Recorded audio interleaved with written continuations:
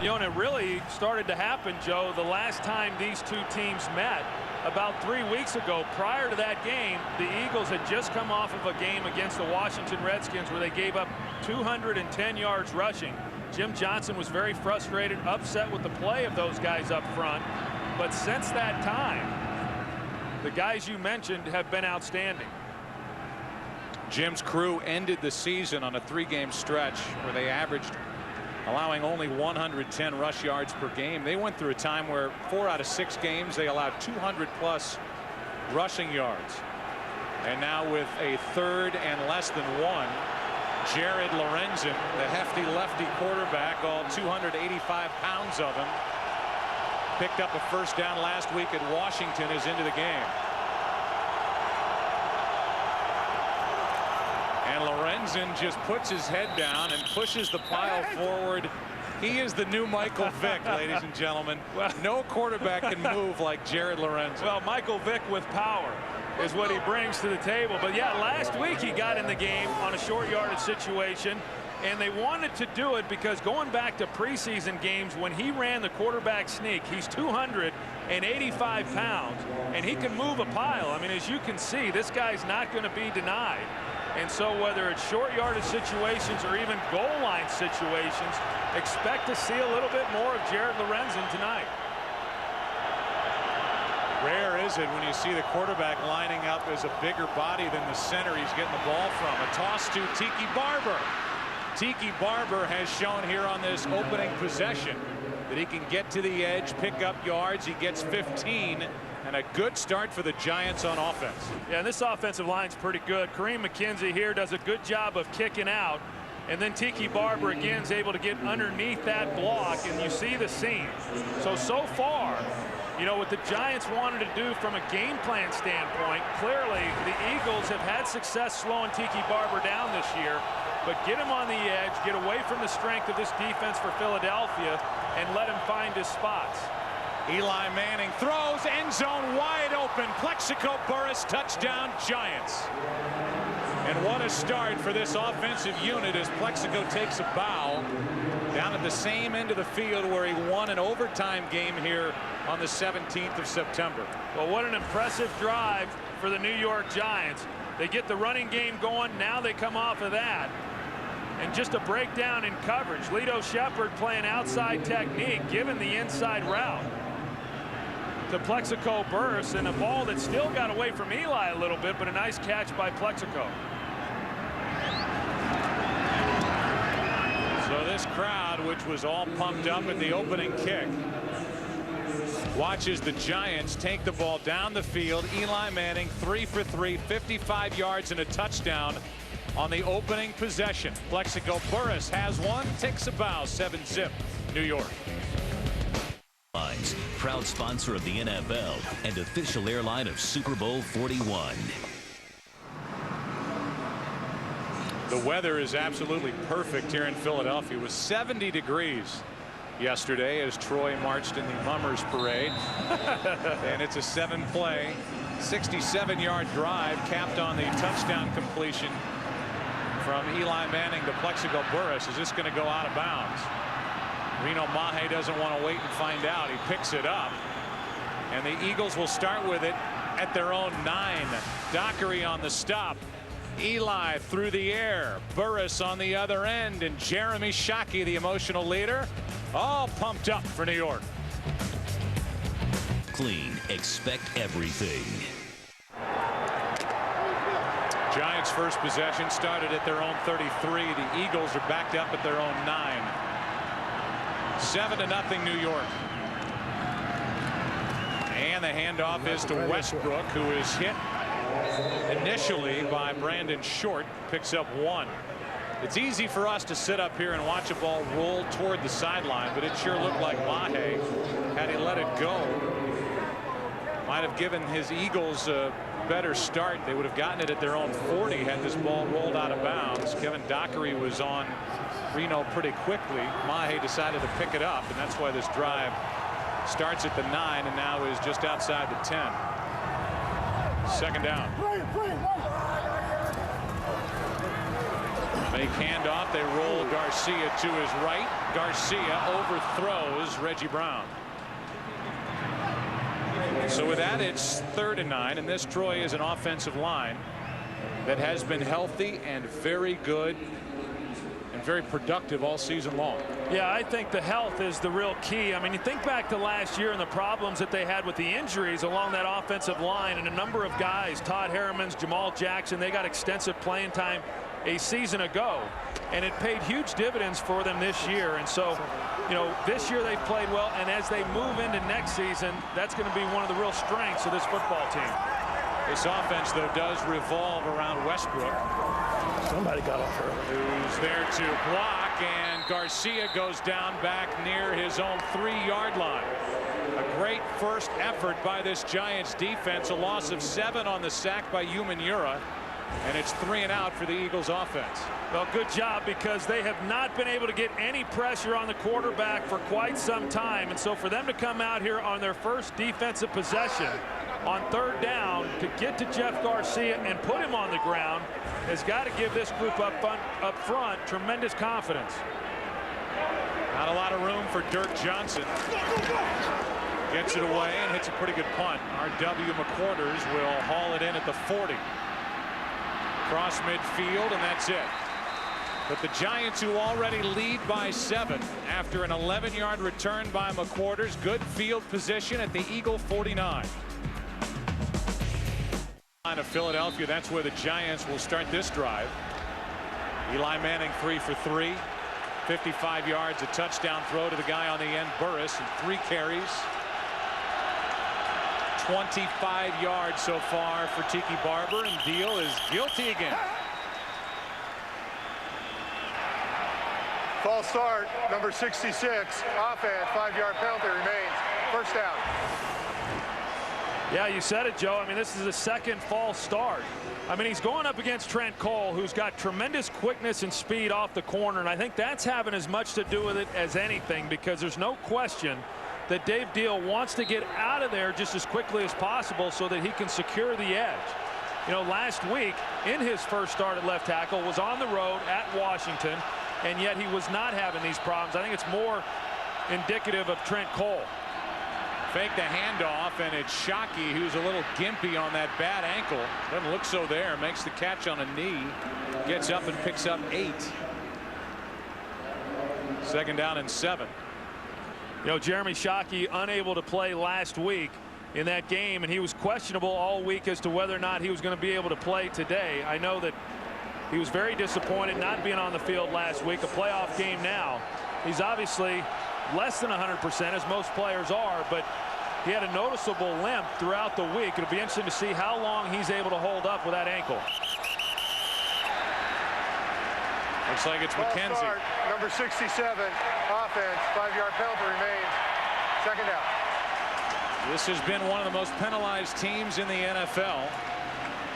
And for Coughlin, who came in preaching discipline and cutting down on penalties, also a guy who talked about, you know, how the injuries have become a cancer on the Giants team. This is a Giants team that has 5 starters from their opening day lineup on IR right now, and that includes Luke Pettigrew, who was the starting left tackle. Now it's Deal out there. 2nd down and 12 from the Giant 49.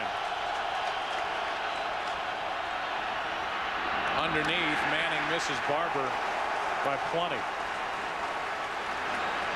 3rd down. Well, and any time you start seeing the false starts like we're seeing here today, Joe, you think back to the game they had a year ago, you know, there at Seattle with all of the false starts. Of course, Luke Pettigrew, the left tackle who you mentioned was on IR, was responsible for a number of those, but they have had problems. And when you're playing against a good defensive team like Philadelphia, these are the situations, 3rd and long, that you absolutely have to try to avoid. This is when Jim Johnson likes to dial up a lot of his exotic blitz packages. Just get the play away, and Manning shifts, fires, incomplete. Plexico Burris the closest one to it, and despite the good drive, the Giants were handed great field position here at the Eagle 49 and they end up losing 2 yards on the possession. Yeah, that's a great job by the Eagles defensively, because you called it, Joe. When the Giants got the ball at midfield, for them not to be able to get a first down and get into a position to at least come away with a field goal, that doesn't happen very often when you get that kind of field position. Nice job defensively for the Eagles. Nobody is better in the league than Jeff Fiegels at downing it inside the 20. Trying to carry it past the 20 is Mahe, and he'll make the 19. That's it. Couple of missed throws by Eli Manning on that last possession. The latest one in the direction of Plexico Burress. I want to see Shockey again. There he is. 7-0 Giants. Couple of big stars on the sideline and on IR for the Eagles. Javon Curse, who was actually hurt against the Giants here on September 17th, and then obviously Donovan McNabb. And I don't know if the average fan remembers how well the Eagles were playing with McNabb at the start of the season. There's a blitz from the Giants, and Garcia trying to drop it down to Westbrook. It's incomplete, and we look at this Giants defense. Forced to 3 and out. First time the Eagles had the ball up front. A couple of rookies. Cofield struggled the last time these two teams met at Giants Stadium, and the linebackers, Antonio Pierce, is playing in his first playoff game in his career, and back in the secondary, it's R.W. McQuarters now for sure, as Corey Webster's been put on IR. 2nd and 10. Cut him. Hand off to Westbrook. He picks his way and turns not much into a 4-yard gain. 3rd and 6. You know, what we're seeing right now, Joe, is the Giants, they recognize that they've got some problems. I mean, you talk about what's happened up front and what the Philadelphia Eagles were able to do against them the last time these two teams played. Over 160 yards running the football, primarily right between the tackles. But the back end with the secondary, they've had their share of problems as well. They've got to kind of pick their poison as far as what they want to try to stop today. The Giants do. They want to slow down Westbrook as a runner first and foremost. 3rd down and 6 out of the shotgun. Garcia brought down from behind. That was Kiwanuka, the rookie, up his back. A 4-yard pickup short of first down yardage, and another 3 and out for this Giants defense. Well, good job up front, Fred Robbins and the others, of maintaining their lanes and not really giving Jeff Garcia anywhere to go. They know that Jeff Garcia likes to get outside the pocket, create plays. The secondary doing a good job of staying with their receivers. Again, another good defensive possession there for the New York Giants. Dirk Johnson to punt it. Low, ugly punt, and it bounces backward. Eagles can't get on it before it rolls all the way back to the Giants' 47-yard line. Matthias keep.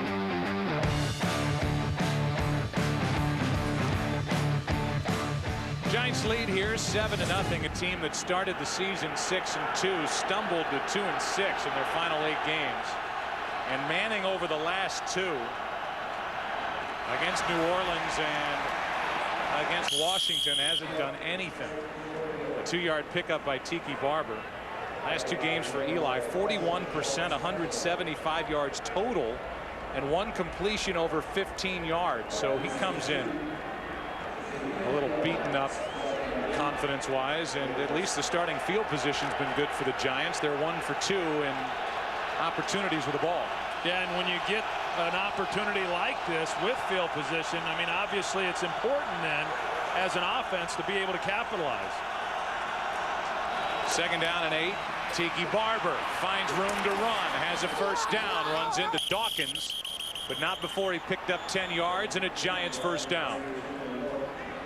Well, this is really where the Giants had success last time. Watch, Tiki Barber's going to start this way, and then the cutback lane is going to be right through that left side of the offense. Everybody's blocking down. Dave Deal, he gets on his guy, and then that creates the lane. Trent Cole, these defensive ends, they want to get up the field. When they're anticipating pass, they're going to get up the field, try to get pressure on Eli Manning. But when they do that and they don't respect the running game, that's what happens. It creates a huge void there for the cutback.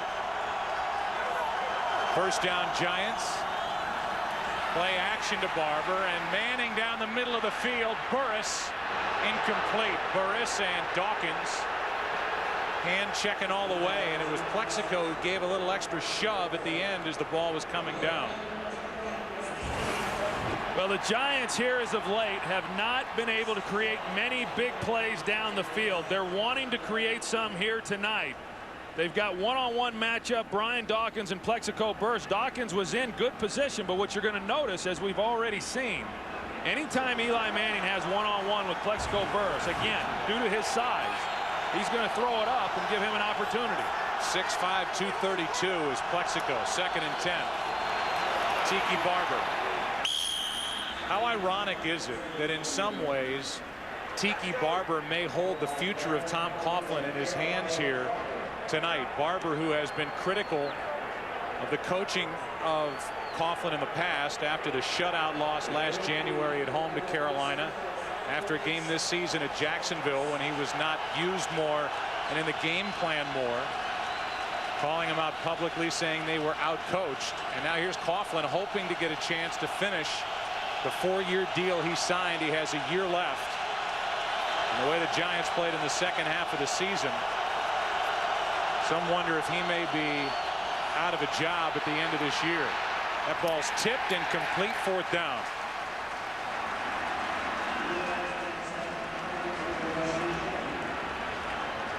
I'll tell you, it was good protection inside.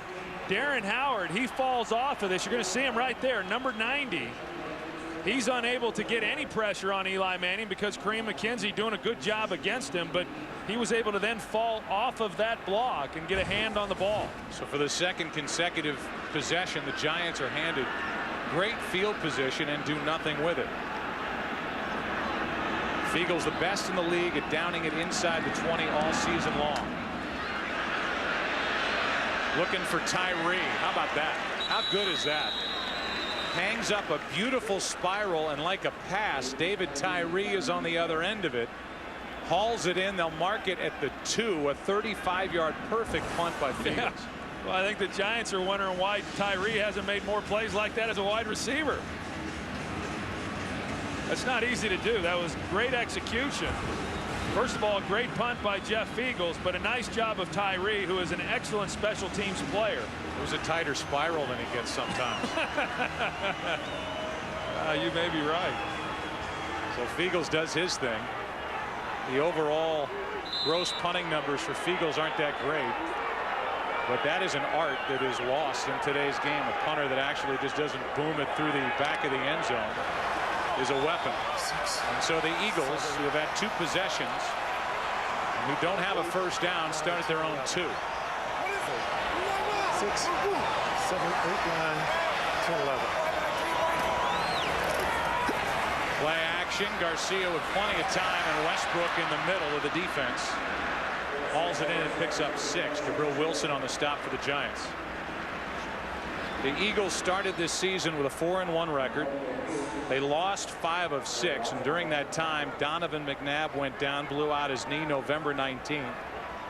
Eagles lost that game. Garcia took over. They were blown out at Indianapolis in Garcia's first start, and Troy, since then, Garcia's been as good as anybody, and they've won 5 straight. Well, you know, they didn't look great against Carolina, but they won, and then they beat Washington and then the Giants. But I really felt it was that game against Dallas that really got this team going.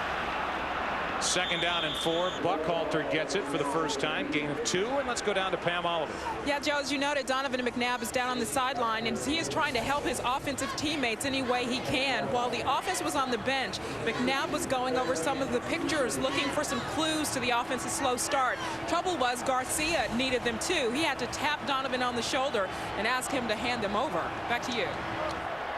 All right, Pam, thank you. Well, McNabb, it's got to be an odd sensation for him to stand there and watch as Garcia has become the toast of Philadelphia.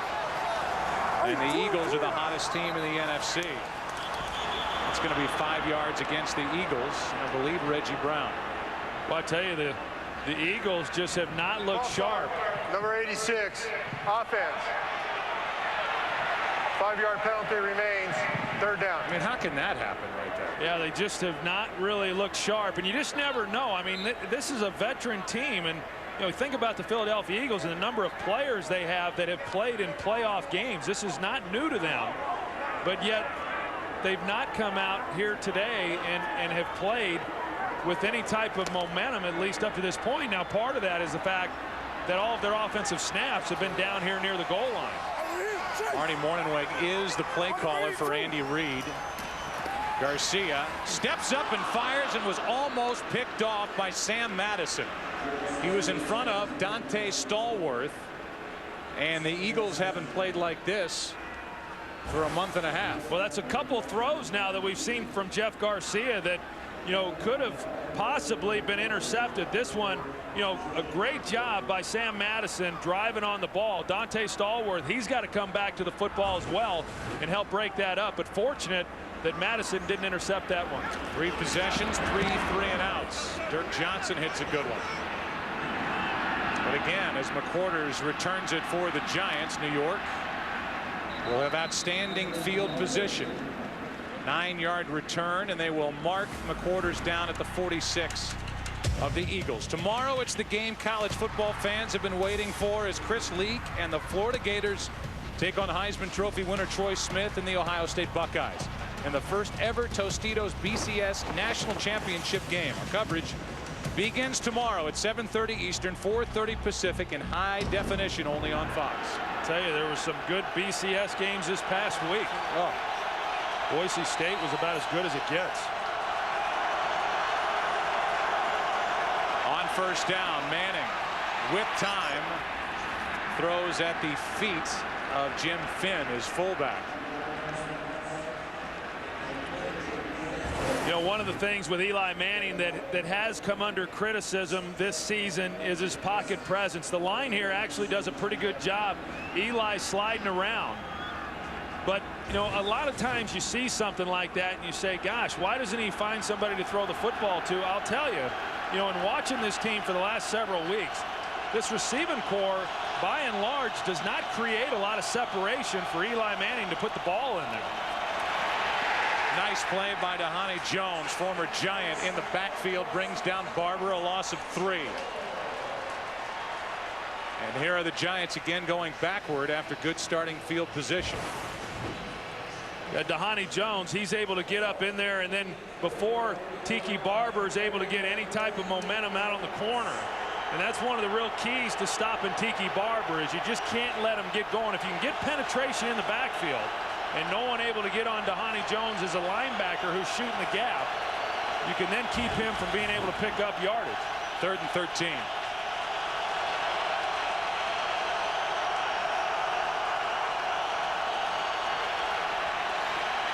Manning way underneath and short of first down yardage. They are going to call that a catch and fumble.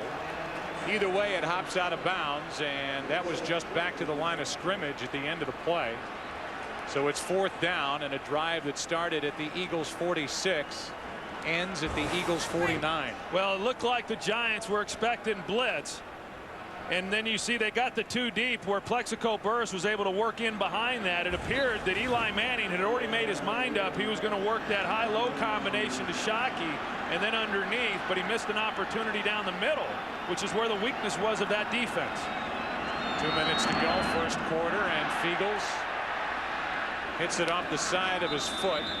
Called in by Reno Mahe. They'll mark him out at the 16. Yeah, and then you go back and you take a look at the route that Jeremy Shockey runs. He's running a corner route, and you can tell he's running as well as he can, and he's gutting this one out. And he's actually running pretty good during the process of his route, but as you can tell, he's in a great deal of pain. And after the play's over, he's got a noticeable limp, whether it's on the sidelines or coming back to the huddle.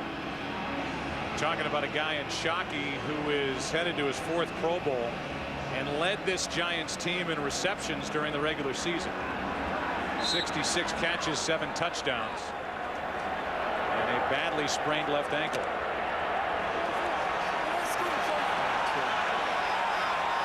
From their own 16.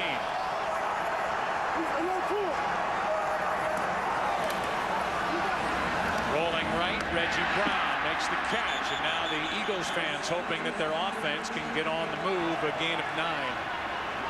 Well, I think right now when you look at this game, And here in this first quarter, the Eagles have got to feel pretty good about the fact that they're only down 7-0 because of the fact that offensively they've not moved the ball and they've had to punt on their own end of the field. And every time the Giants have had great field position, and yet because the Eagles defense has stiffened up after that first possession, the Giants have been unable to take advantage of it. 2nd down and 1. Garcia to Westbrook, first down. First down for Philadelphia.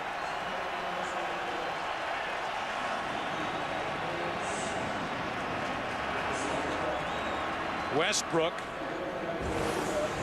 who had a big year running the ball, catching the ball, 77 catches to lead this Philadelphia team, makes the grab, sits down with a fresh set of downs at the Eagle 31. Well, you can see it right there. Jeff Garcia, he's got such a command of this West Coast offense, going through his reads, knowing exactly where Westbrook was going to be on the check down and picking it up for the first down. Westbrook carries it. Jabril Wilson drags him down, a gain of 3. Westbrook is to the Eagles what Tiki Barber is to the Giants, and for Brian, his best season. For 1,900 total yards from scrimmage, rushed for 1,200. First time the Eagles have had a back go for 1,000+ since Staley did it in 2002. Yeah, and I think one of the real underappreciated guys in the National Football League. He is a terrific football player. Unfortunately, when people start looking at running backs, they want to look at rushing yardage. He's never going to have a ton of yardage, although he did this year. He did pretty well. 2nd and 7, Garcia, and that is bobbled and dropped. First, McQuarters had a shot at it, then Buckhalter, after the tip, had a chance at it. Incomplete. It's 3rd and 7. Well, that's 2 chances now for this Giants defense. Sam Madison had an opportunity on the previous possession, and then now R.W. McQuarters plays it pretty well. Just unable to make the interception. R.W. has not cut his hair since 1998. It's hard to find a good stylist, and R.W. is just picky that way. Well, it's a good look. Why would he want to cut it? Why would you? 3rd and 7. Garcia in the pocket. This is what he does best, using his legs, and he has a first down.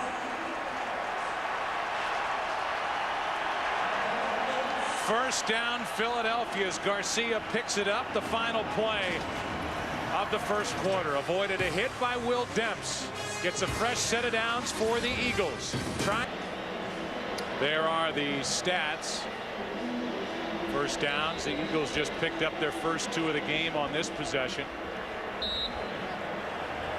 This is as far away from their own end zone as they've been so far in this game. First down at their own 42.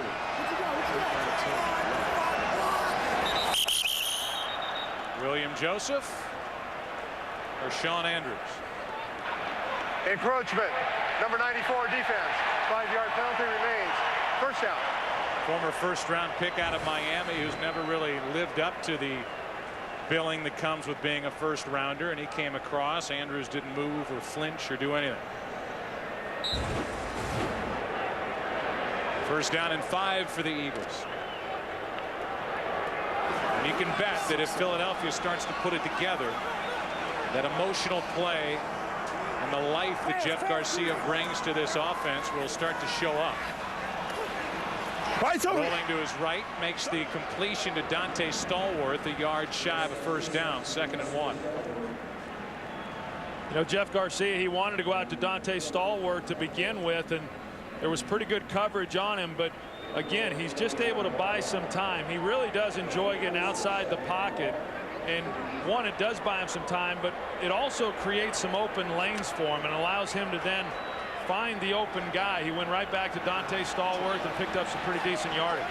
Also forces the secondary to cover longer for the Giants as Garcia moves around. Here's Westbrook. Breaks it down inside the 40. Still on his feet. Westbrook. Wow. Touchdown.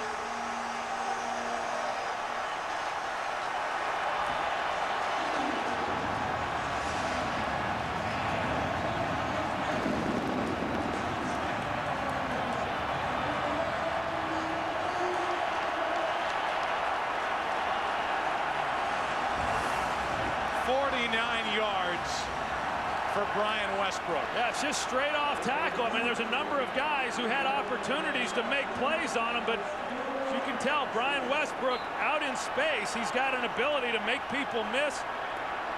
Does a great job getting it into the end zone.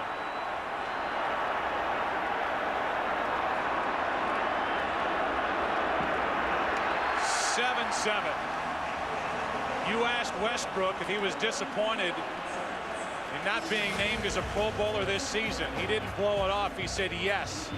He has put together his best year in the NFL, and here in the playoffs, he pounds it in to tie the game. The home run hitter for the Eagles just went deep.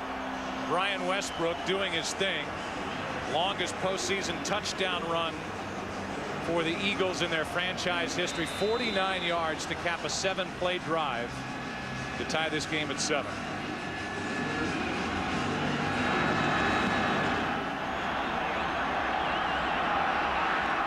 Sonoris Moss on the return for New York.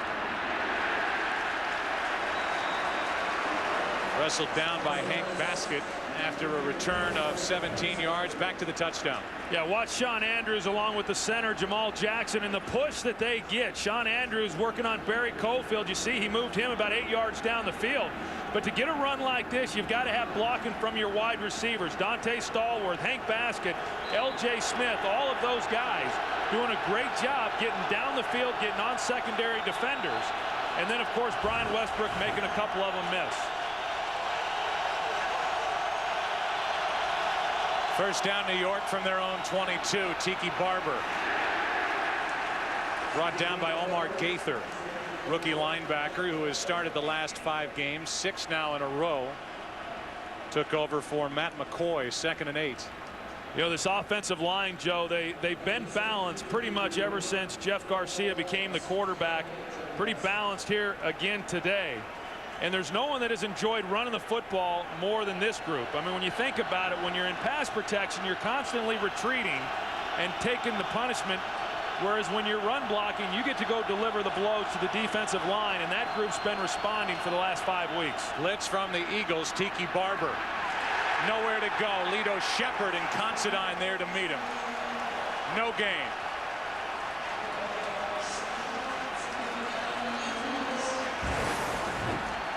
You know, this Eagles defense is just playing with such confidence, and they're flying around, something that they weren't doing during that losing streak. Considine, Lito Shepard getting in there. That's one thing about this group. You know, Sean Considine, first of all, when he came in and took over for Michael Lewis, he brought some real toughness to this team. A little bit better cover guy, but he's also played a key role in run defense. But these corners, as we just saw with Lito Shepard, they're not afraid to get in there and mix it up either. 3rd down and 8. And Eli Manning is picked off. Sheldon Brown.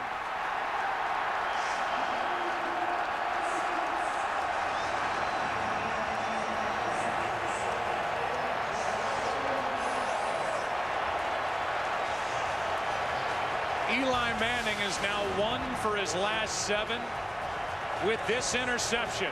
And the Eagles, who have just tied it, take over inside Giant territory. So Eli Manning started the game hot, 3 for his first 3 on that opening drive. Then completed 1 on the next possession. So 4 for 4, now 1 for 7 with an interception. And here are the Eagles with a ball at the Giant 37 in a tie game. Yeah, and what you're going to see is it's a ball that Eli Manning just should have never tried to fit in. We'll go back to that replay after this. From Garcia. And around, and they give it to Westbrook, who's out in space. Brian Westbrook, what a first half, to the 15-yard line. You know, you go back and take a look at the interception. Here's Sean Considine. He's the safety giving help. Therefore, Sheldon Brown knows he can do a trail technique.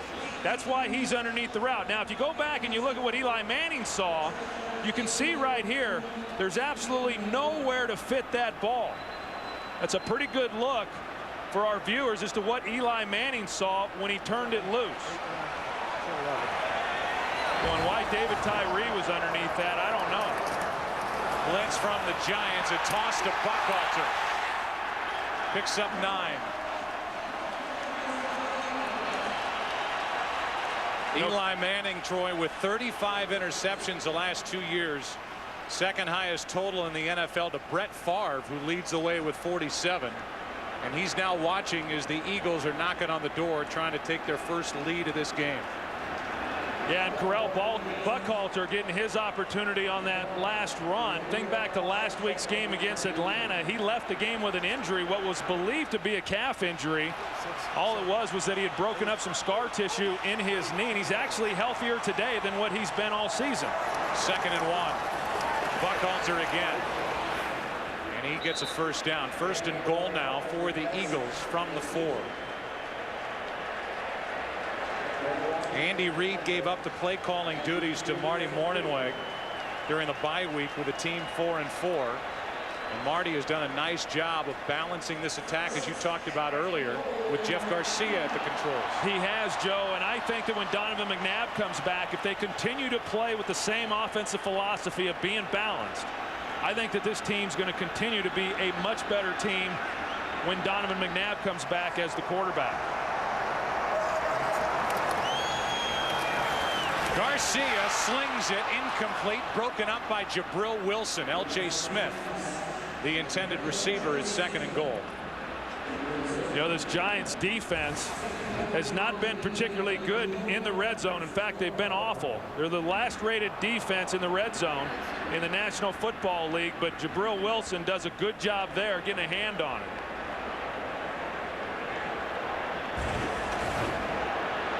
Second down and goal from the 4. 6,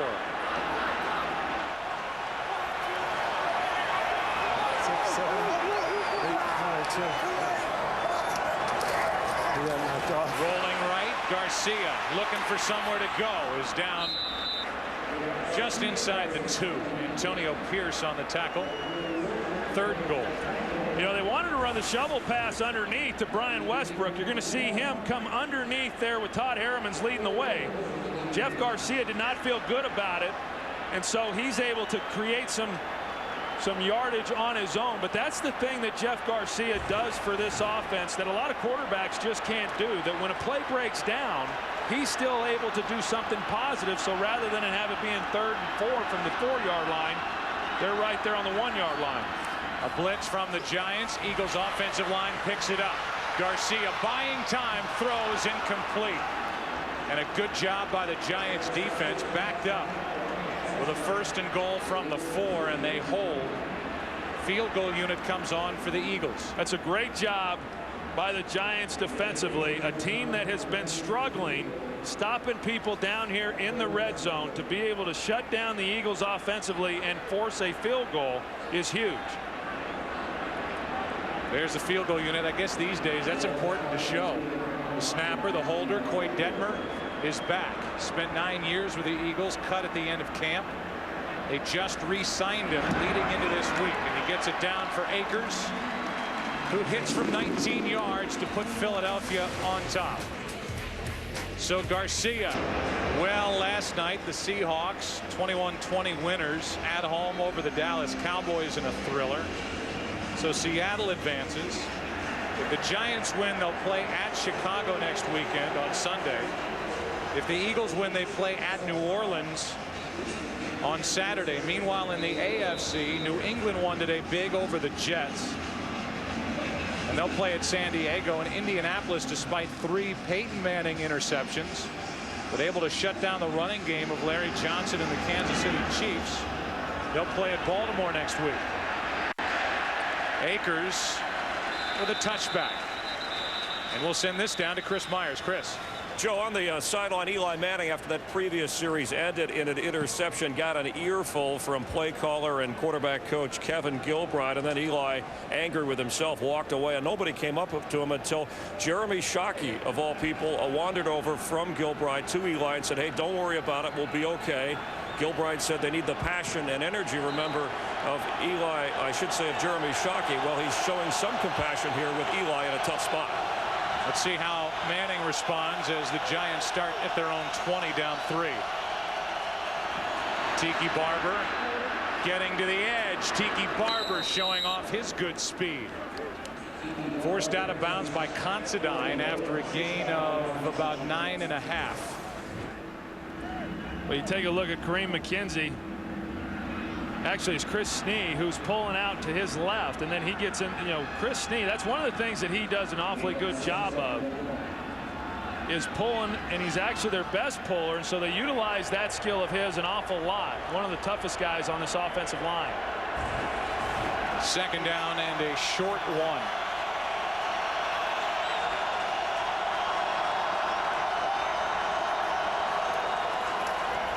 Tiki Barber to the edge again. Trotter can't get to him before Barber picks up a first down.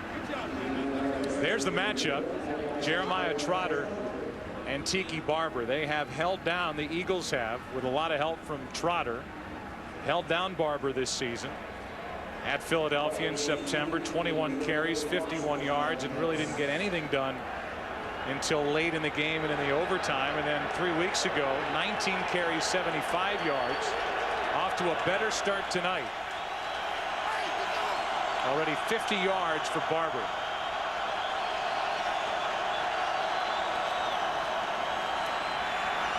Manning throws to Shockey. And it's Shockey losing his helmet and picking up the first down.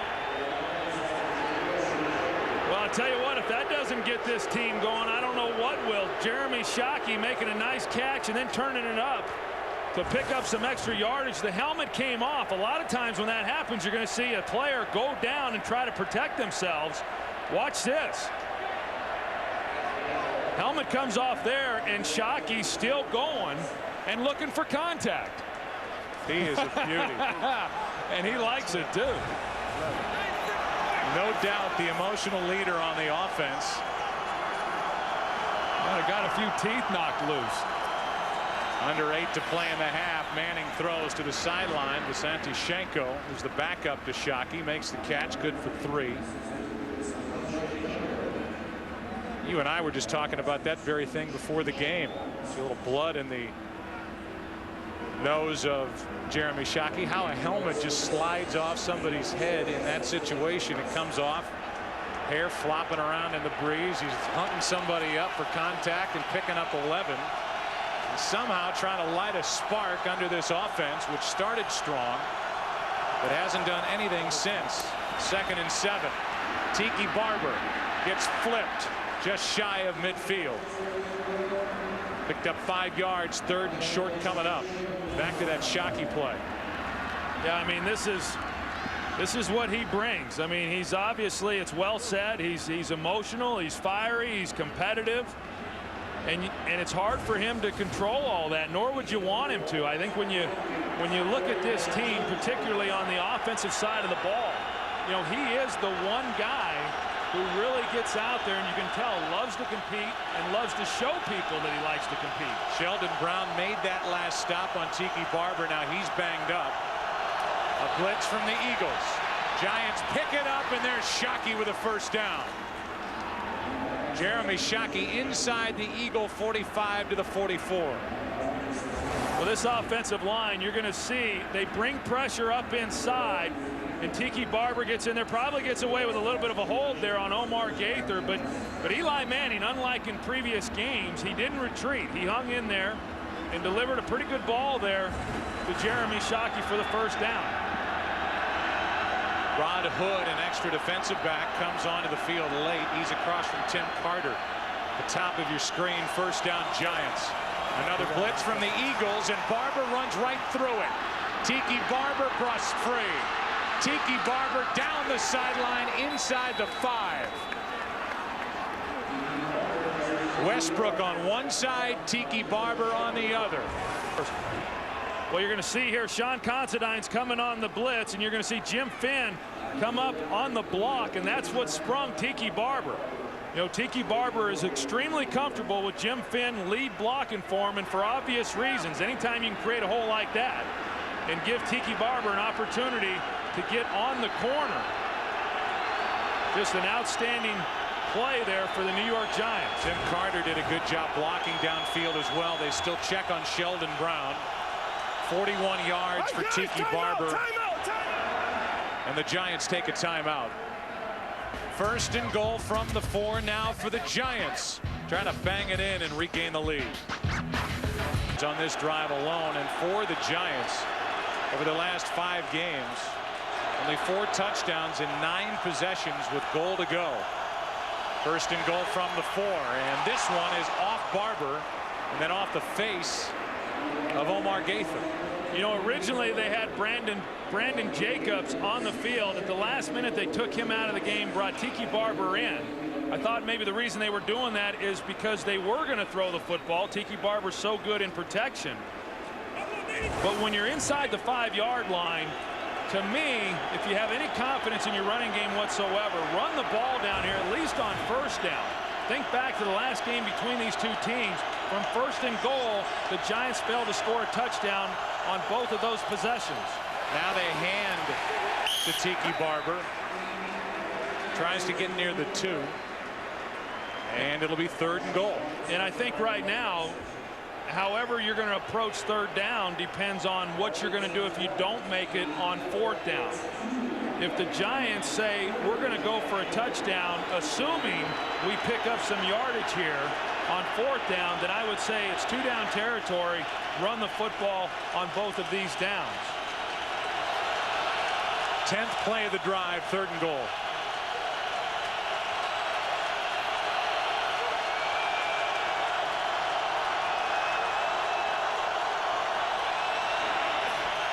Manning, corner of the end zone, incomplete. Shockey, the intended receiver, and Sheldon Brown, who was dinged on a tackle of Tiki Barber, back in to make the play.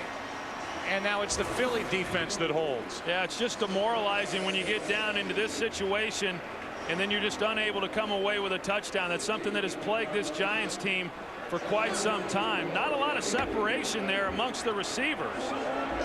You know, Sheldon Brown, it looked like he knew what was coming out to him with Jeremy Shockey the entire time playing outside leverage. 20-yard try now from Feely, and he ties it at 10. And it just looks like, whether it's Huffnagel calling the plays, Troy, for the Giants, or now Kevin Gilbride, they're not sure anymore what they want to do in tight going in for a touchdown. You know, I think one of the biggest problems I've always felt that the teams that have the most success when they get down, especially, you know, inside the 10-yard line, are the teams that can run the football. And the passing lanes become so tight down in that area, and the Giants, again, going back to that game 3 weeks ago, they tried running the ball on first down, failed to do much with it, didn't get much there on second down. I think that's been one of the problems so far for the Giants. It's just been their inability to really move people down there inside the 10, in this case inside the 5. I want to ask you what we've seen so far. You saw the fast start by the Giants. The Giants got a good start defensively, then they started to bend a little bit, and we saw the long run for the touchdown by Westbrook. Is it pretty evenly played first half here on both sides, and even the scoreboard indicates it, the 10-10 game. It's been a game of momentum shifts so far, and I think the thing that you've got to feel good about, you know, really for both teams anyway, is the way that their defenses have responded when they've had to. There's Westbrook, who has the touchdown for Philadelphia. And then 2 chip shot field goals. The first touchdown belonged to Plexico Burris. Reno Mahe from about a yard deep in the end zone. They're going to give him forward progress out to the 20. Next week we'll have playoff football for you. Division playoff weekend here on Fox. And we're still obviously awaiting what the matchups will be. It depends on this game.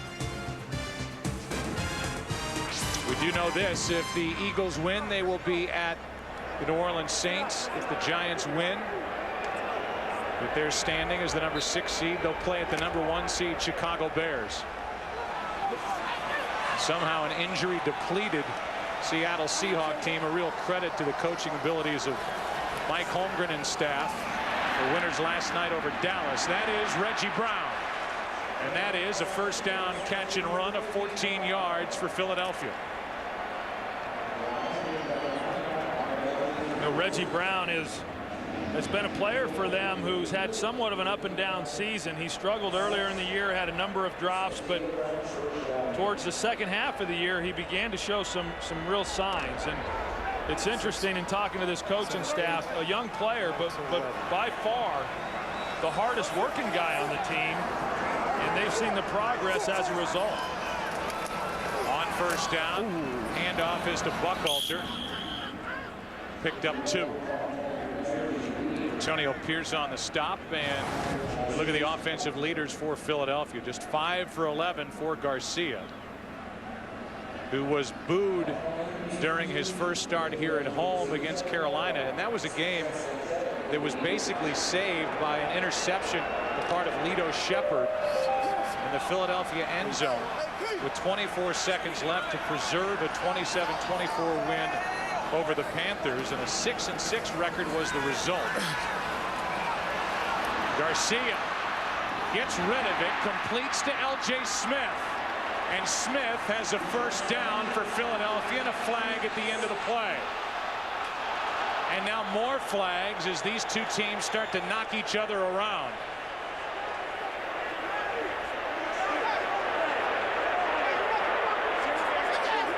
Saw the thumb motion by one of the officials. You wonder if somebody's going to get ejected from this game. Well, I saw towards the end, I don't know what drew the initial flag, but there were a number of flags that were thrown on John Runyon, who took a shot after the play was long over. There are 6 flags laying down on the field right now, and there's the extra shot at the end. That's the flag, the initial one that started it, and then Runyon adds to it by putting Sam Madison on his back. And Runyon takes a shot from Cofield, who took the shot first from Runyon. So it's going to take a minute to figure out exactly how this is going to shake out, but you wonder if the Eagles are going to have John Runyon for the rest of this game. There are fouls on both teams. Personal foul, number 98, defense. Personal foul, 69, offense. The penalties will offset the result of the play. First down. So they offset the penalties. Runyon stays in the game. He got 2 cheap shots in, and really in the end nothing happens to hurt the Eagles on that play. Yeah, and I think something should have, because John Runyon was the guy who came in initially and took the late hit. This is the second one. That's the second one before the Giants had done anything. They got the number wrong. It was on 96, Barry Cofield, not Fred Robbins. But it was a well-executed play to even pick up the first down by L.J. Smith, but something doesn't quite seem right that the Eagles weren't penalized for that. They got the first down. The foul's offset. First down at their own 45, and Buckhalter carries it. I'll tell you, the interior of the defense, really for each side, has stepped up, and any of the running success has been out on the edge, whether it's Buckhalter, Westbrook for the Eagles, or Barber for the Giants. Just the opposite of the way that it was played out 3 weeks ago, because 3 weeks ago most of Brian Westbrook's yards came right in the middle where Barry Cofield had really struggled. And you're right, he and Fred Robbins have tightened up internally, and now a lot of those yards are coming on the outside. Westbrook lined up in the slot. Dante Stallworth makes the catch and is brought down right at the marker.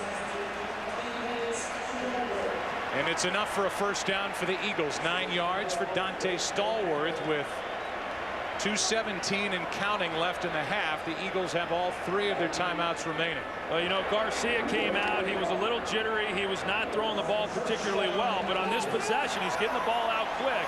And you can tell he's starting to find his rhythm. That's a wasted timeout. That's not Garcia-like, and a veteran timeout called with 2:02. I mean, who cares? Just let it go down to the 2-minute warning, and you got all 3 of your timeouts if you need them on the other side. That's right. A timeout that obviously should not have been used.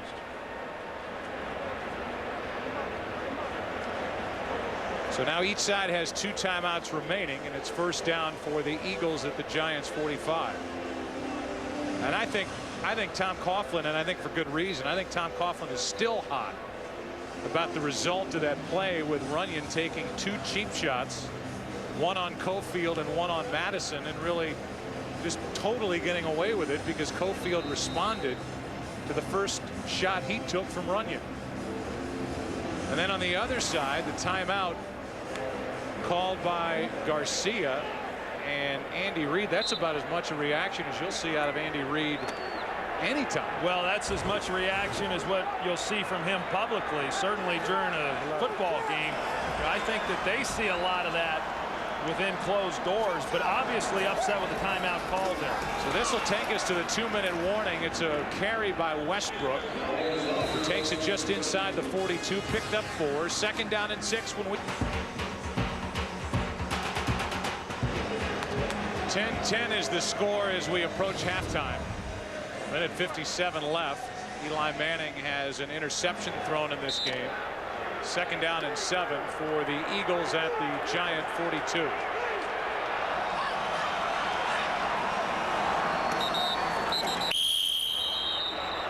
And a false start against Philadelphia.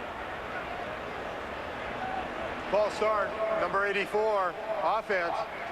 5-yard penalty remains, 2nd down.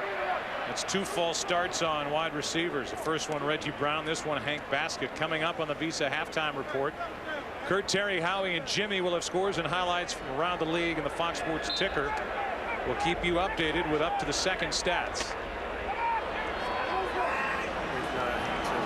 2nd down and 12 now.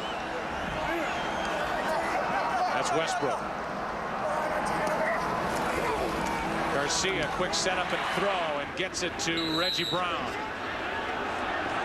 Ridden out of bounds on the play by Jason Bell, a gain of 7. You know, this is going to be a key 3rd down, you know, here coming up, because if you look back at the Giants in recent games, where they have really struggled is when their offense has been able to mount a drive and go down the field and score points. This time they were able to score and tie the ball game up 10-10. Their defenses seem to have had a lot of letdowns in recent weeks. If they're able to stop the Eagles here, not giving up points, that'll be huge. 3rd down and 5. Garcia steps up and throws, and the pass is complete. Somehow through all those Giants jerseys, Reggie Brown is waiting for the catch.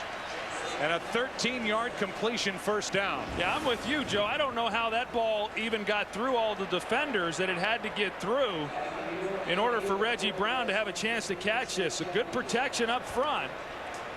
And it looked like Will Demps was more interested in just trying to make a tackle as opposed to playing the ball. You know, Will Demps, it looked like had he have seen the ball coming and played the ball, he could have maybe had an interception. The Eagles are inside David Akers' range for a field goal try.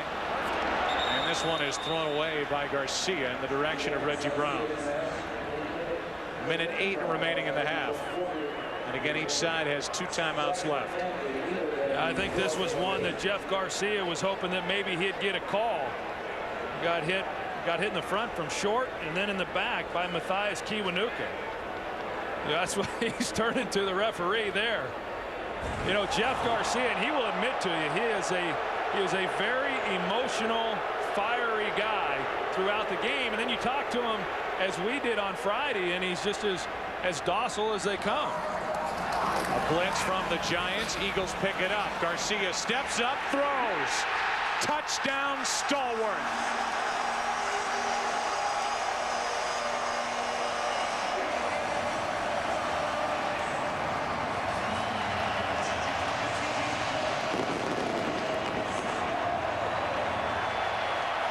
.28 yards from Jeff Garcia, who was 6 for 7 on that drive, and the Eagles are back on top.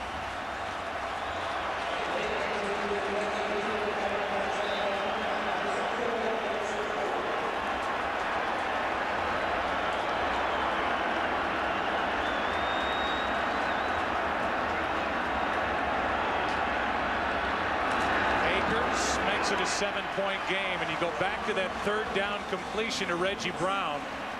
Demps not making a play on the ball, but making a play on Brown. The catch leads to this.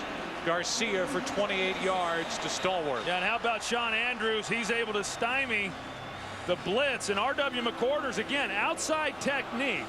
And when you're outside leverage on a wide receiver and you've got no help from the inside, this becomes a very easy throw and catch for the offense. Dante Stallworth running a good route, and Jeff Garcia able to get the ball on him. But again, protection up front. Sean Andrews doing a great job with the blitz. Dante Stallworth was a late pickup in a trade with New Orleans at the end of camp. Started off fast with big numbers in an opening win at Houston, and he gets a touchdown here against the Giants.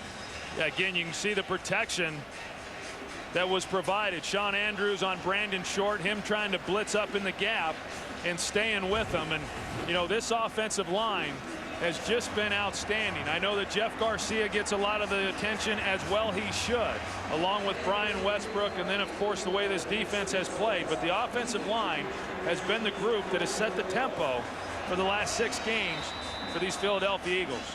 And remember what happened early on the drive with the unnecessary roughness called against Runyon, but the retaliation by Cofield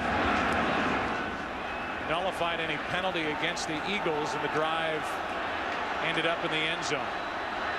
7-point Philadelphia lead, and a nice play by Daniels on an 18-yard return by Sonoris Moss. The Giants this season started 6-2. Big win here at Philly early helped them to that record, but finished 2-6 and have Strahan, Arrington, Toomer, Pettigrew all on injured reserve. And last week it was Tiki Barber literally willing this Giants team, with his impending retirement coming up at the end of the season, willing the Giants into the playoffs with 234 rushing yards at Washington. And he's trying to do it again here tonight, Joe. He's got 96 yards on only 14 carries.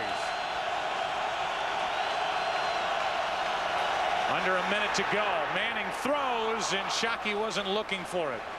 Jaquay Thomas was out there in coverage, and Manning with 53 seconds left in the half and 2 timeouts, trying to get the Giants down the field.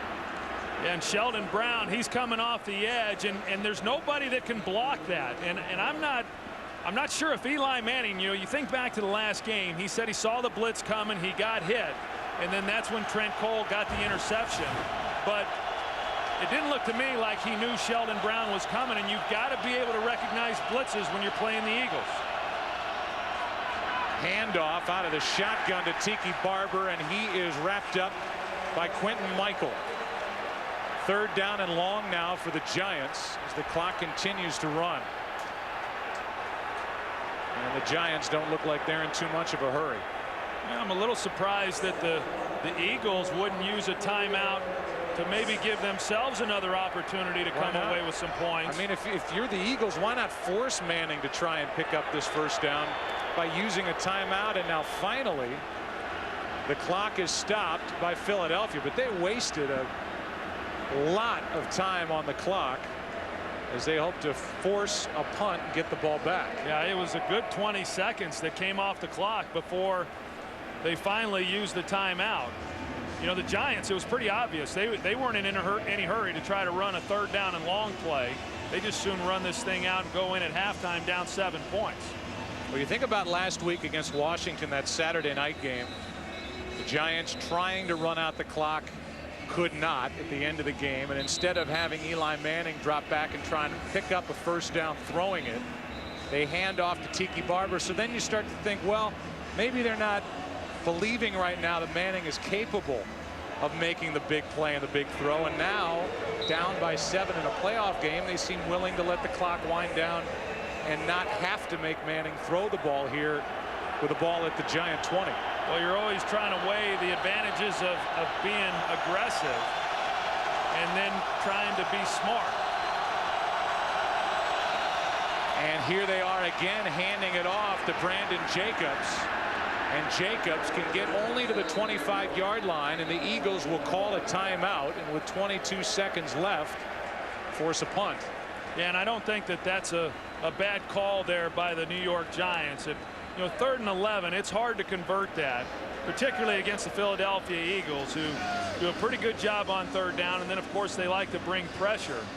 You know, I know thinking back to last year's playoff game with the Giants and Carolina, Eli Manning has said all week long that they were in a close ball game, and then he started trying to force some throws, and then the game got away from him. And you know, he's had some good moments here in this first half. He's had some bad moments. I think the key for him, as well as the rest of this team, is to have learned something from what happened in that last playoff game and not feel like they've got to do too much too early. So a good call there, I think, by the Giants in playing it conservatively. Interesting to see Tiki Barber walking off the field to the locker room. 22 seconds left. Fiegels punts a beauty with Westbrook waiting for it. Their big play back and punt returner, and he does nothing with it. So now with 11 seconds left and no timeouts remaining, the Eagles have it at their own 30. Eagles started out 4-1 and along the way beat Terrell Owens and the Cowboys in T.O.'s return to Philly. And McNabb went down. Garcia took over, and the season ended with a 5-game winning streak. McNabb was injured week 11. A loss to the Colts followed, and then the Eagles have soared from that moment on. Yeah, and I think if you look at the game tonight, the way they came out, you know, their first 3 possessions weren't real good. They went 3 and out, but since that time, the last 3 possessions that they've had, they've scored on each one of them. Inside handoff is to Westbrook, and that should do it for the first half here in Philadelphia. The Giants struck first. Took the first possession down the field into the end zone. Touchdown to Burris. But it's the Eagles who have the 7-point halftime lead. Visa Halftime Show coming up right after this. Half, and Jay Feely will kick it away for the Giants with Reno Mahe waiting deep for Philadelphia.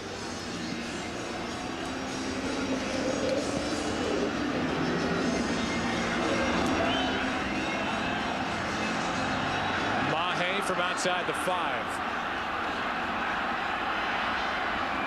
Across the 25, he will be marked down at the 26. And let's go down to the 4th member of our team, Pam Oliver. Yeah, Joe, this game is pretty much playing out the way Andy Reid expected between 2 division rivals, though. What he'd like to see is for that run defense to shore up a little bit after giving up over 100 yards rushing to the Giants. He'd also like to see his own team eliminate some of those penalties. I asked him what the second half is probably going to come down to, and he said, creatively enough, Joe, the wire. Leave it to Andy. The wire. It took me a second for that to even sink in. Starting with it from their own 26, the Eagles hand to Westbrook. One-on-one with Jabril Wilson, and a penalty flag comes in at the end of the play as Westbrook was good for 12. You can see Stallworth, he comes down and makes a huge block here. And that's why Westbrook was able to get on the outside. Defense, 5-yard penalty. Result of play, first down. A little turn of the helmet, but it's the 5-yard face mask foul against Jabril Wilson. Yeah, and the guy that Dante Stallworth blocked, Jason Bell, he's still on the ground. We'll take a break, come right back. Your flight attendants will be coming through the cabin shortly, offering snacks for sale for $5. Also available, in-flight magazines for $3. If you'd like to rent a pillow or blanket, that'll be $2. You need to use the restroom? That fee's $4. If you need anything else, feel free to push that call button for a minimum fee of $1. How far are they gonna go? For 35 years, Southwest Airlines has offered low fares with no strings attached. You are now free to move about the country. When mucus gets into your chest, it's tough to get it out. I'm sticking around here like glue. Uh-oh. Mucinex breaks up mucus that causes congestion and lasts up to 12 hours. You win, you win! Mucinex in, mucus out. We gave the all-new Altima inspired design, advanced technology, aggressive performance. And what looked great on paper is even better on the road.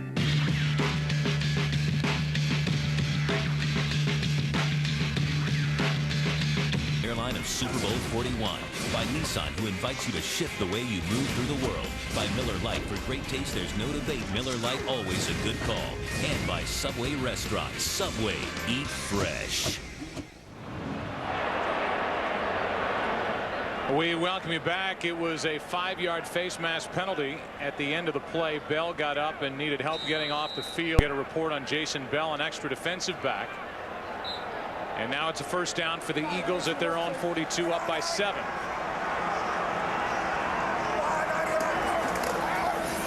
Westbrook tries the left side, now cuts back and picks up a yard.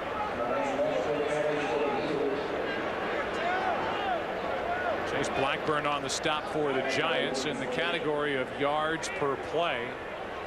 The Giants are averaging 6 yards a carry, but only 4.9 per pass. It has not been a day where both quarterbacks are standing back there letting it fly. And we're getting a lot of what we expected, which is Tiki Barber for the Giants and Brian Westbrook for the Eagles. Westbrook standing on the sideline, might have been banged up on that last carry. 2nd and 9. Blitz from the Giants, and Garcia goes down. Blackburn is there. Chase did not have a sack during the regular season, a loss of 8 in a big play by the second-year free agent out of Akron. Yeah, initially it looked like they were going to block it up pretty good, but Blackburn, he just fought through it. John Runyon trying to pick him up, but unable to do so, and then Garcia had nowhere to go. But you know, that's what they've got to do. If they're unable to get pressure with their front four, then they've got to start creating some pressure by bringing linebackers, as they did there. The key, however, is that if you bring pressure, you've got to make sure you get home, because otherwise you're really exposing this defensive secondary. Brings up 3rd down and 17. Garcia with plenty of time and now has nowhere to go with a football. Finds a wide open Hank Basket, and what a play by Jabril Wilson. He just saved a first down by getting his hand on that pass from Jeff Garcia. It's 4th down. And if Jeff Garcia had seen it just a little bit earlier, he would have been able to get the ball into Basket's hands, because he's open here. You see all that space. Nobody went with him. Breakdown in coverage. But as you said, Joe, excellent play there by Jabril Wilson. Garcia just not able to get enough on it to get it over his hand. Nice snap by Dorenbos, but handled by Johnson, who gets off a great punt. And R.W. McQuarters loses the football, but the Giants able to get back on top of it at their own 10. Giants needed a couple of plays defensively. Got a sack from Blackburn into the second half. Made some plays. Jabril Wilson chased Blackburn and got off the field. Yeah, there was a nice job on their part, especially considering the role that the Eagles were on in that second quarter and the points they were able to score to start this second half with a stop to give the ball back to their offense. That was big. Worst starting field position for the Giants in this game, and it's play action from Manning. Nowhere to go with it, so he takes off and picks up 2. Mike Patterson on the stop for Philadelphia. 2nd and 8. You're going to see Jeremy Shockey right here. He running the route, and there's nobody there. He's open now, but he's ready to turn it loose. Eli Manning is, but Shockey had not gotten his head around looking for the ball, and by the time he did, then Eli was under pressure and had to try to scramble with the ball. Eli Manning has got to step up and make some plays for this Giants offense. Here on 2nd and 8, a handoff to Tiki Barber. Barber gets it up to just shy of the 15-yard line. It'll be 3rd down and 5 for New York. You know, we talk about Dave Deal, their left tackle, and the job he's doing here. He's going to pull and block out Darren Howard, kick him out.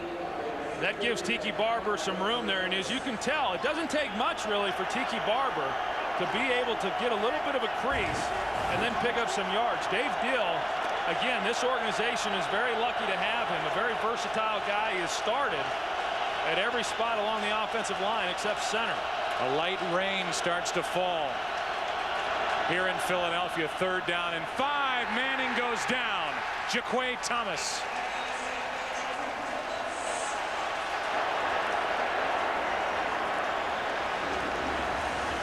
So for whatever the Giants defense did, the Eagles just one-upped them. Well, Jaquay Thomas is a guy who comes in and spells Trent Cole and Darren Howard, but he's a guy who can really put pressure on the quarterback. He's got great strength, great quickness, and he went right by Kareem McKenzie for the sack. First Philadelphia sack of the day. Thomas had 6 during the regular season. And Fiegels with Mahe waiting for it on the Philadelphia side of midfield. Good return. An excellent field position at the Giant 42. 8-yard return by Reno Mahe. Philly has it up by 7. Jeremy Shockey getting some oxygen over on the sideline. He has been doing all he can. Was open on that last possession. Manning could not get it to him, and after a 3-and-out, the Eagles start with it at the Giants 42. Plenty of room for Garcia, who throws it out of the reach of Dante Stallworth. McWhorter's running with him. Yeah, we'll go back and take a look at that second down play where Shockey was going down the middle, and they had a shot. They had a chance down the field.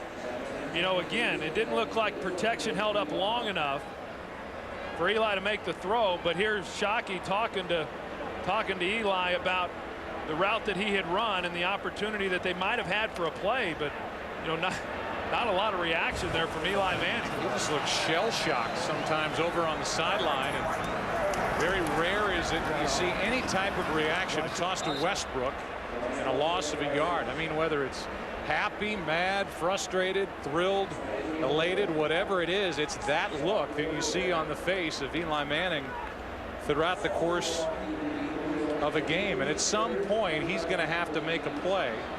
When you think back to last year in that playoff loss to Carolina, 10 of 18, 113 yards, no touchdowns, 3 interceptions. He has a touchdown in this game, but also a pick. He and the Giants trail by 7. 3rd down and 11. Garcia throws. Jabril Wilson makes the tackle on Basket. And another fine job by this Giants defense. A drive that started Troy on the 42 ends up moving forward, what, 5 yards? Yeah, that's good work. That's a great job. There's no doubt about it. I mean, think back to that first half and the field position that the New York Giants had and the job the Philadelphia defense did in not allowing any points. And now the Giants are able to return the favor and stop them. Great job by this defense. Punt is downed at the 1. Greg Lewis was down there. Joselio Hansen tapped it back, and now they're saying it's the Eagles' ball. Coughlin wants to know why, and evidently it was touched by the Giants, and it belongs to the Eagles. There's Hansen. Joselio Hansen touched it first. The ball's dead. Dead. That's right. They're going to have to get together, and I would imagine that call will be reversed.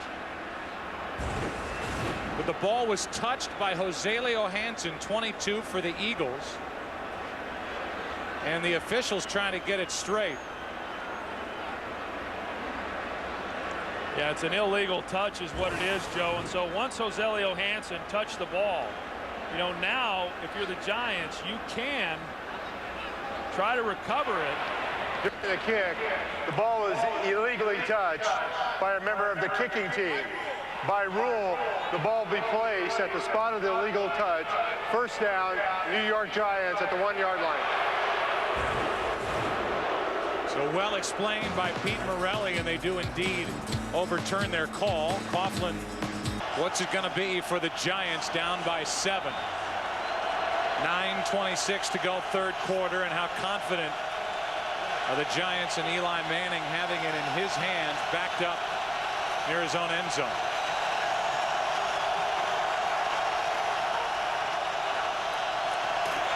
Off to Tiki Barber, trying to buy a little breathing room, and he's out across the 2. First, R.W. McWhorter, who was the one that got his hand in there after the illegal touch, and he's over there saying, it doesn't matter that I touched it. And then Shockey, who's as active on the field as he is off the field, takes the earphone off the left ear of Coughlin and says, don't worry, coach, it's our ball. There's not many players that can get away with that one. You know, Shockey, he's going to get hurt whether you want to hear him or not. He's going to make sure. He's got to remove a headset. By gosh, he's going to do it. 2nd and 8. Tiki Barber is over 100 yards on the day. He is out to the 6, and it will be 3rd down and 5 now, and we'll see how the Giants want to play it. Yeah, and I think they've got to play it aggressively, and they've got to try to pick up a 1st down right here. They've done a good job running the ball on 1st and 2nd down, and buying Eli Manning now a little room to maneuver back there within the pocket. But you can't continually rely on this defense being able to stop the Eagles when they get good field position. It's a big 3rd down right now for this Giants offense.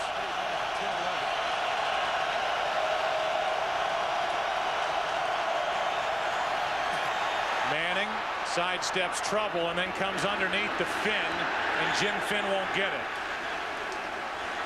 About 1.5 yards shy of a 1st down.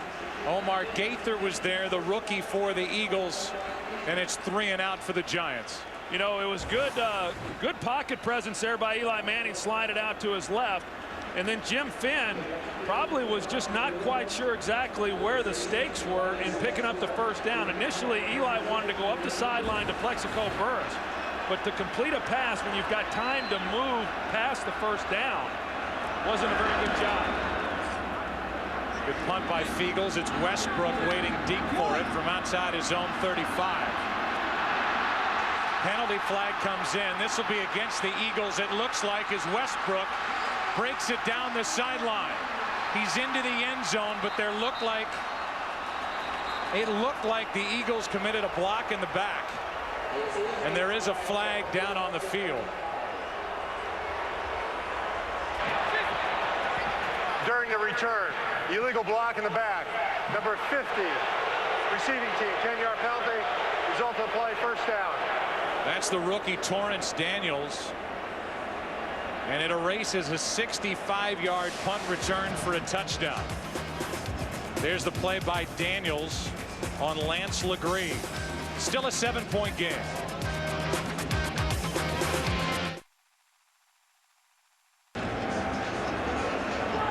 Here's the block in the back, committed on Legree by Torrance Daniels.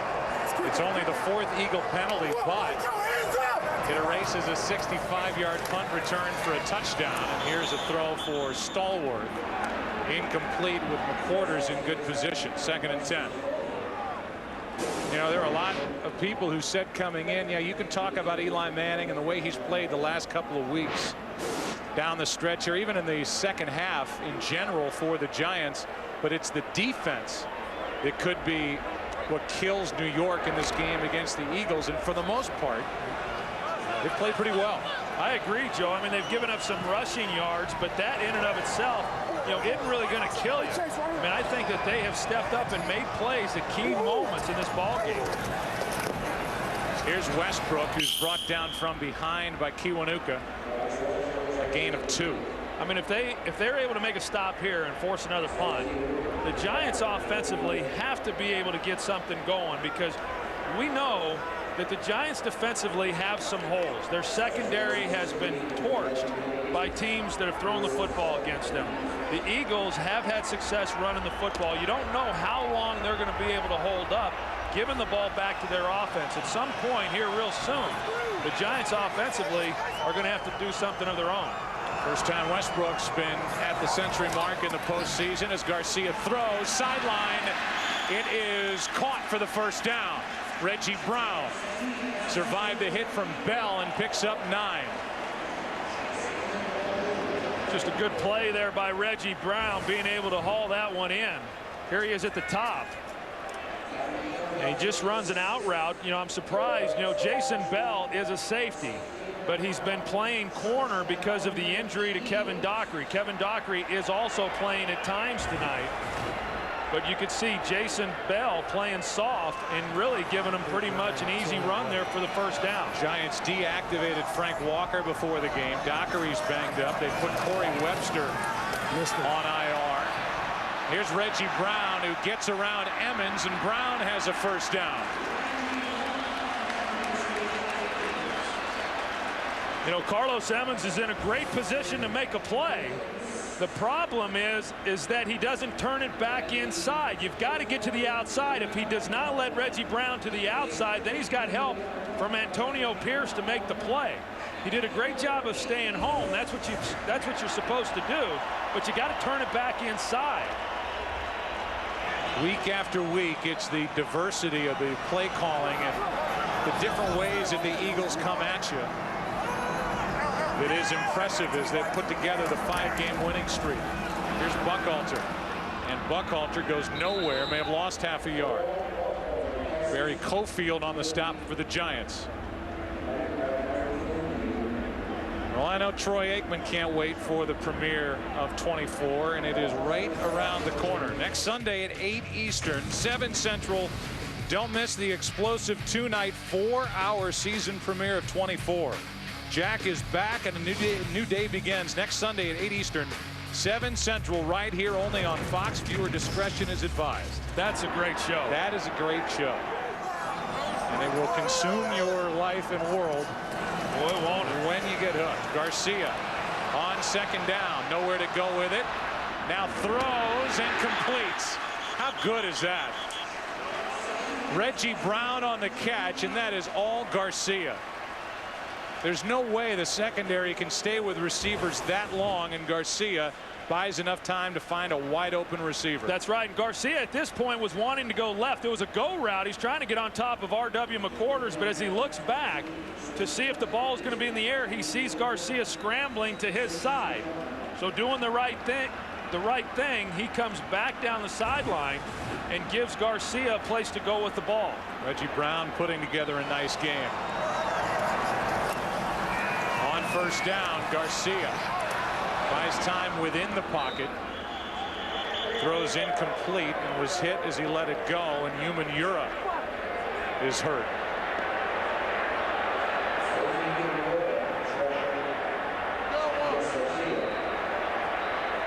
Osi Umenyiora, who was banged up during the course of the season, had 6 sacks after 14 and a half a year ago.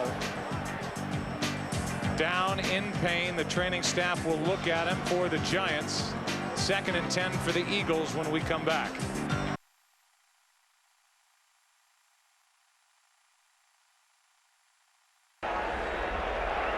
Giants have put some pressure on Garcia in this game, but he can buy time both outside of the pocket and then dancing around inside the pocket. And Garcia, and the Eagles lead by 7 at 2nd and 10 here. You know, at 36 years old, you're not supposed to be able to move around the way that he's been able to, but he hasn't seemed to have lost anything. That was Owasso who jumped across and was able to get back on his side of the ball in time. Antonio Pierce makes the stop on Buckhalter after a gain of 3. It'll be 3rd down and 7. You know, we saw it a couple plays ago when Jeff Garcia came out of the pocket, made the big completion there to Reggie Brown. And, you know, in visiting with him as to why he has been able to play so effectively, you know, here over the last 5 weeks. And, you know, he talks about the trust and the confidence that he has in the players around him. And so when he's turning the ball loose, he's really not having to worry about whether the guys are going to be where they're supposed to be. And it's amazing what that'll do for a quarterback's confidence. Handoff is to Westbrook, brought down at the 30. It's 4th down. The Eagles are within David Akers' field goal range after Westbrook picked up 3. And here comes Akers with his new holder, Coy Detmer. You know, that was an interesting call there, Joe. If you think back to the last time these two teams played on a similar situation on 3rd down, they handed it to Westbrook and he busted it for a touchdown. But it looked to me like they were going to be pretty content walking away with a field goal opportunity.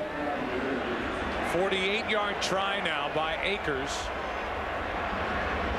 who's 1 for 1 in this game. High snap. Detmer gets it down and Akers drills it. So Detmer got his hands up, pulled down the high snap.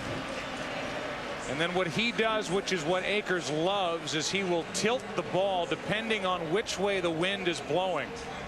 And so it's not just get the ball on its end and get the ball up for the kicker. It's actually angling it to help the kicker drive it through the uprights. Well, and you talk about the confidence that Jeff Garcia has in his receivers. I mean, David Akers has the same type of confidence, as we show a shot of David Akers' wife there. You know, she's a nervous wreck. You know, this season has been David Akers' worst season as far as field goal percentage. How much of that has had to do with the injury to Mike Bartram, their long snapper, and then Dirk Johnson, the holder? I'm sure quite a bit of it. But then all of a sudden you bring Coy Detmer back, and in talking with David Akers before the game, you know, he commented it's nice. It's like putting on an old pair of jeans. You know, there's a real comfort level there, having a guy who you've been through so much with. Saw that shot of Mike Bartram. He will tell you his career is probably over with a disc problem in his neck. Went on IR the end of November, so they needed a new long snapper, John Dornbos, who is a terrific magician. I was going to say, we've all been at parties where a guy comes up giving you card tricks and you can't wait to figure out a reason to become an escape artist yourself and get away. Dornbos is terrific. He's been a pro for 10 years. No telling how much money he's taken from these guys without them knowing it.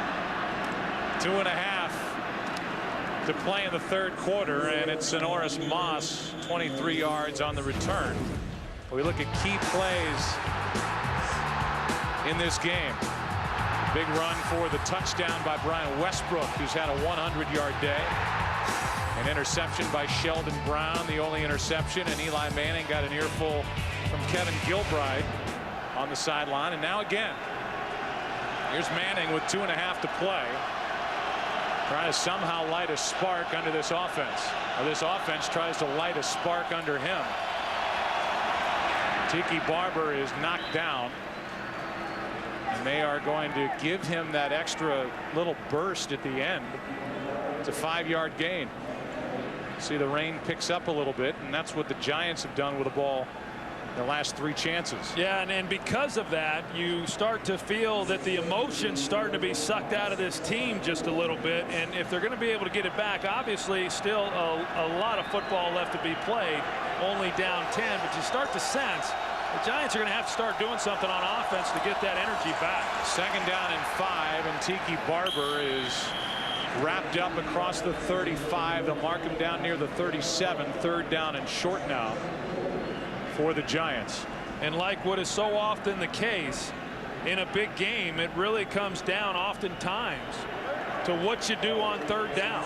I mean, here you're looking at 3rd down again. And if they're able to convert here on 3rd down, as the Eagles have been able to do, then you get a chance to keep the drive alive and potentially come away with points. But these downs, these 3rd downs, are big. Look at that, 2 for 10. It's 3rd and 2. Quick setup, a pump from Eli Manning, and Manning is going to fall forward. It literally depends on the spot. Right at the marker. And it depends. We may have a measurement, and we will. It looked like he was trying to get the ball into Jeremy Shockey. Sean Considine, the safety, was on him there, and there was some contact made, and then Shockey trying to stay alive. But Eli hoping that he's able to get just enough to pick up the 1st down. You know, Jeremy Shockey, he was over on the sidelines after this, and you know that ankle appears to really be bothering him. 1st down. 1st down, New York, by half the football, and Eli Manning back in the huddle.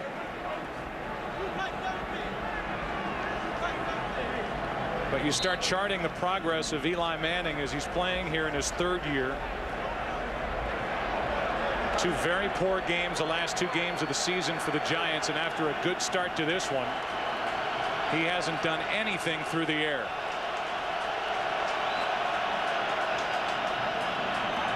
Chance to maybe get something done here down the middle of the field for Burris, and Plexico Burris, that'll be interference. Burris does not have a catch since the initial possession by the Giants, and downfield Sheldon Brown banged into the body of Burris, not playing the ball. Yeah, and it's really what the Giants needed to do. Prior to this snap, they had not thrown the ball one time on 1st down here in this 2nd half. Number 24, Eli, defense, automatic, 1st down. Eli trying to get a shot down the field and create the big play. Now he's got leverage there on Lito Shepherd, but Sheldon Brown actually, again, just misplays the ball. I mean, we've seen that a lot, to where if Sheldon Brown is just able to locate the throw, he intercepts the ball without any problem because it was well underthrown. But instead, the Giants get pass interference. It's a 47-yard penalty, the Giants' biggest play this half. Rolling out, it's Finn, the fullback. Nice safe throw from Eli Manning, and Finn is out of bounds at the 6. Jim Finn, I'll tell you, he's such a good player for this team and a reliable guy. He's very consistent week in and week out. He runs the football well in the few opportunities, you know, that he gets. But he's pretty reliable coming out of the backfield and catching the ball. Yeah, he only ran it 2 times all year, and he's banging his body up inside, trying to open up holes for Tiki Barber. Could be the final play of this third quarter, 2nd and 2.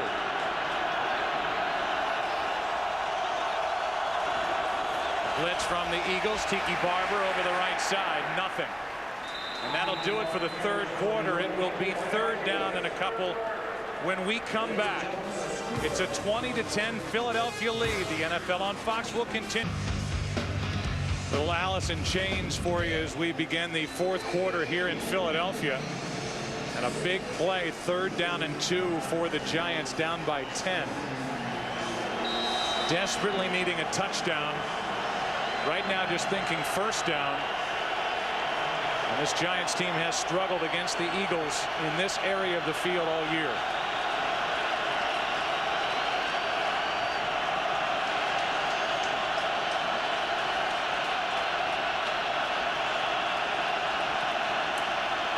Eagles back out of it. Manning looking for help and throwing behind Sonoris Moss. It's 4th down. Garcia is making plays. Eli Manning is not. You know, the Eagles showed blitz. As you see these guys here, it looked like they were initially going to come, and then they dropped underneath everything.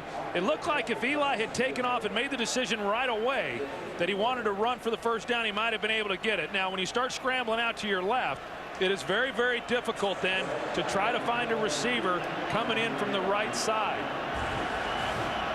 24-yard try by Feely to make it a 7-point game. And he drives it through.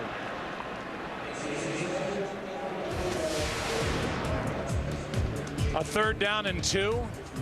The throw behind Sonoris Moss. Burris thought he was open.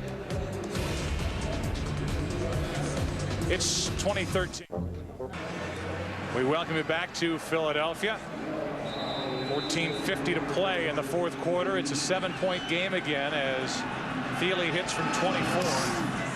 And now hits a line drive kickoff, bouncing into the arms of Reno Mahe, who hesitates, lets his blockers get set, and then is dragged down to 28. Let's go down to Chris Myers. Joe, the middle part of this field, according to the players, was beat up at the beginning of the game. It's getting worse. Now, usually guys wear a 1/2-inch cleat, but the Giants have changed to a 5/8 cleat, and they can go longer if it continues to get muddy and sloppy in the middle of the field. Now, the outside area, they let the grass grow, and as Jay Feely told me, it's like one of those bad bald guys with a comb over. That's okay, but there may be some slippage, at least it's something the Giants are talking about. Bad bald guys with a comb over. For some reason, Donald Trump keeps coming to my mind. 1st down. That's one guy these days you don't want to pick on, evidently, in the media. On 1st down, underneath. That's Tepay, the fullback. First time we've said his name today. Gain of 5. Yeah. Speaking of comb overs, it's Tepay. Very nice. 2nd down, Philadelphia. Garcia has that spark and has that life. He says he does it. He gets emotional, expressive, intense. It's something to get him going. Not just his teammates, but that's how he gets into the flow of the game. 2nd down and 5, and it's Westbrook. Knocked down by Bell after picking up 3. So 3rd down and short now for Philadelphia. You know, right now, when you look back on this game, for the New York Giants. And you think about the opportunities that they've had once they've gotten into the red zone. You know, they've been in the red zone 3 times and have come away with 1 touchdown. And again, going back to the last game, and some of the things that have hurt this team in recent weeks has been their inability to score touchdowns when they've been down in that area, especially that close to the goal line. 3rd down and 2. Handoff, Westbrook. Depends on the spot. Looks like he's got enough for a 1st down. We'll see where they mark it. And it's a 1st down for Philadelphia. That's Marty Mornhinweg, former head coach in Detroit. And now, after Andy Reid, to go back a long way, picked him up, added him to the staff. His old offensive coordinator, Brad Childress, now the head coach in Minnesota. Mornhinweg calling the plays for Andy Reid. 1st down, Philadelphia. They fake the inside handoff, roll out Garcia, who throws out of the reach of Reggie Brown. We look ahead to next week's games. 2nd down and 10 now for Philadelphia. It's divisional playoff weekend. Seahawks or Eagles at Saints. Seahawks, the Giants at the Bears. We do not know. It depends on the outcome of this game. If it stays as is, it will be the Seahawks at the Bears and the Philadelphia Eagles at the New Orleans Saints. Well, obviously a wild finish in last night's game between Dallas and Seattle, but what a gutty performance by Seattle, considering the number of injuries that they have on that ball club.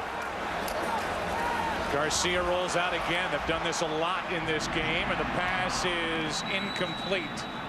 Jason Bell closed on it, and Reggie Brown, the intended receiver, it never got there. And you're going to see this blitz here by R.W. McQuarters coming off the edge, and I don't know what he's looking at. I mean, if you go at the quarterback, instead it's like he was just looking to make contact with Correll Buckhalter. And you know, you see it a lot. You know, these defensive backs, especially corners, that aren't really accustomed to blitzing and going after a quarterback. They just automatically assume there's going to be contact, and then that's the end of it, whereas he could have actually made a play on Garcia. 3rd down and 10. A blitz coming off the corner from Madison. Eagles pick it up. Garcia is pasted, and the pass incomplete, no flag. Reggie Brown, the intended receiver, and Jason Bell, who's been busy in this game, got over to break it up. The crowd wants a flag. They do not get it. Well, I'm going to have to agree with the fans on this one. It looked like there was a lot of contact. Jason Bell and Reggie Brown. You know, I think the thing that saved him was that at least he got his head turned around and was looking as if he was trying to make a play on the ball.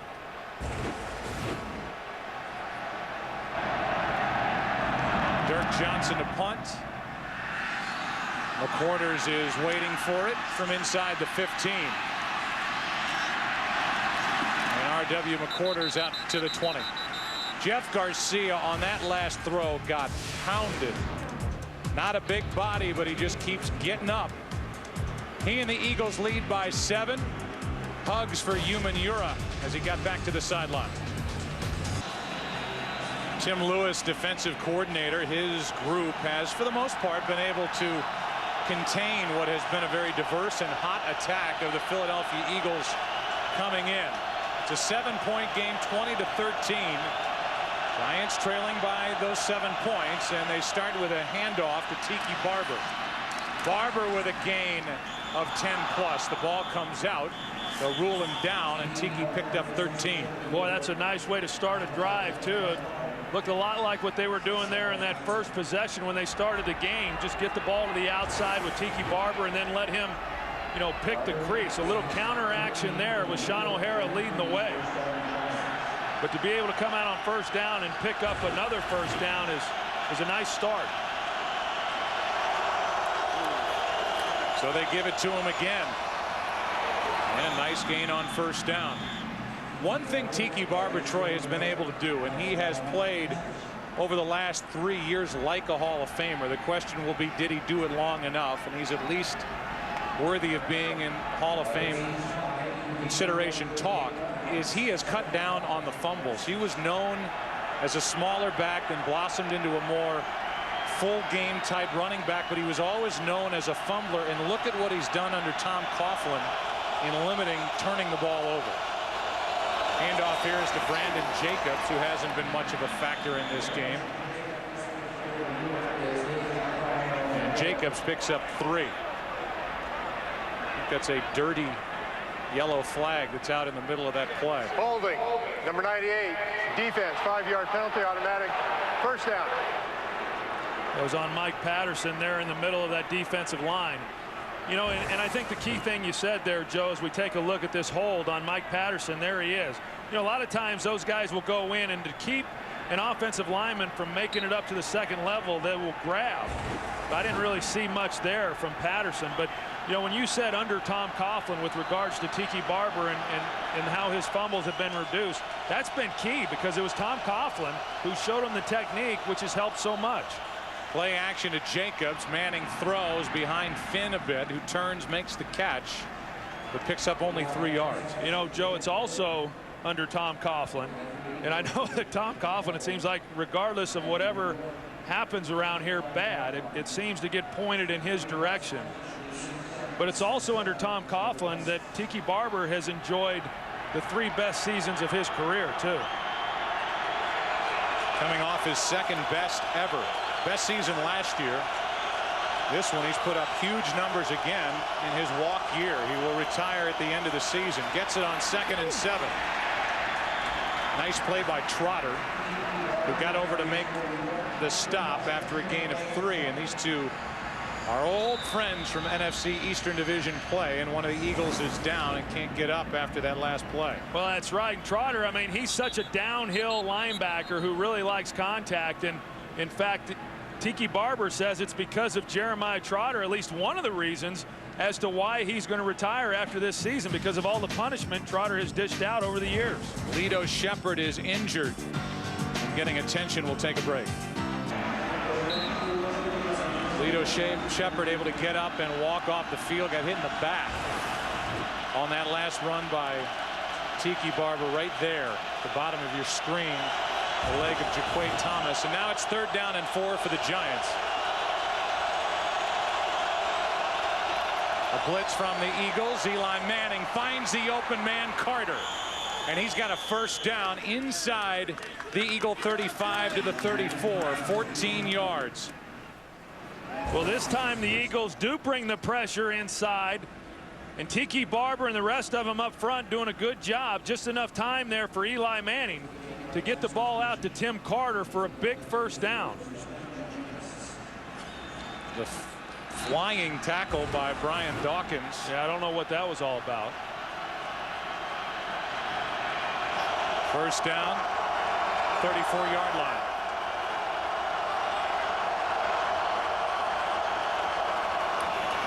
Handoff, Tiki Barber. He gets knocked forward to the 31. Let's go down to Pam Oliver. Joe, Lito Shepherd got up and walked off the field. Then he headed straight to the locker room. Lito Shepherd has a dislocated elbow and will not return. Back to you. Well, that's big news. Sorry there, Joe. I got to tell you, Jeremy Shockey's leaving the game right now, but he is in tremendous pain. He's having a hard time even getting up off the ground. He just can't push off of it. And now he's over on the sidelines. 2nd down and 7. The Eagles without Pro Bowler Lito Shepherd. They throw it to Tiki Barber, getting creative.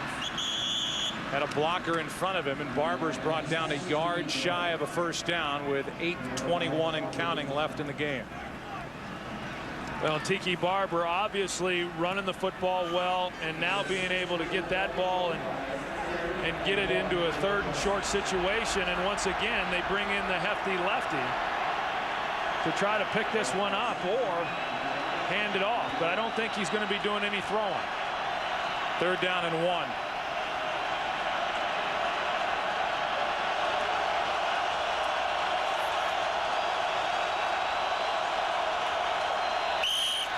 Doesn't do any throwing, but he does get to call a timeout. 3rd down and 1 when we come back with 7:48 left in the huddle for the Giants. Jeremy Shockey as well. Had trouble just getting up a moment ago, but Lorenzen comes out. Eli Manning back in on 3rd and 1. A good time for play action, actually. Instead, they hand to Tiki Barber, and Barber sneaks through for the first down. From where the official ran in to mark it, looked like they were not going to give him that extra little burst at the end when he got under the tackle, and there's Barber pleading his case.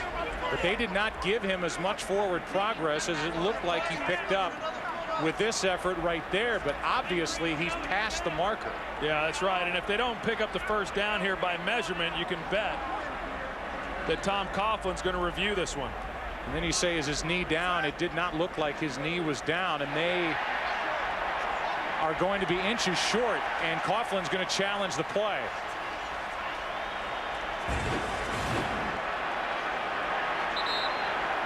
The formality of throwing the red flag, and Coughlin will challenge the spot, which, Troy, looking back on last night's game between the Seahawks and the Cowboys, it was a challenge, an official's challenge, the spotting of the ball on a catch made by Witten that basically turned that whole game around. Yeah, and that one surprised me from last night.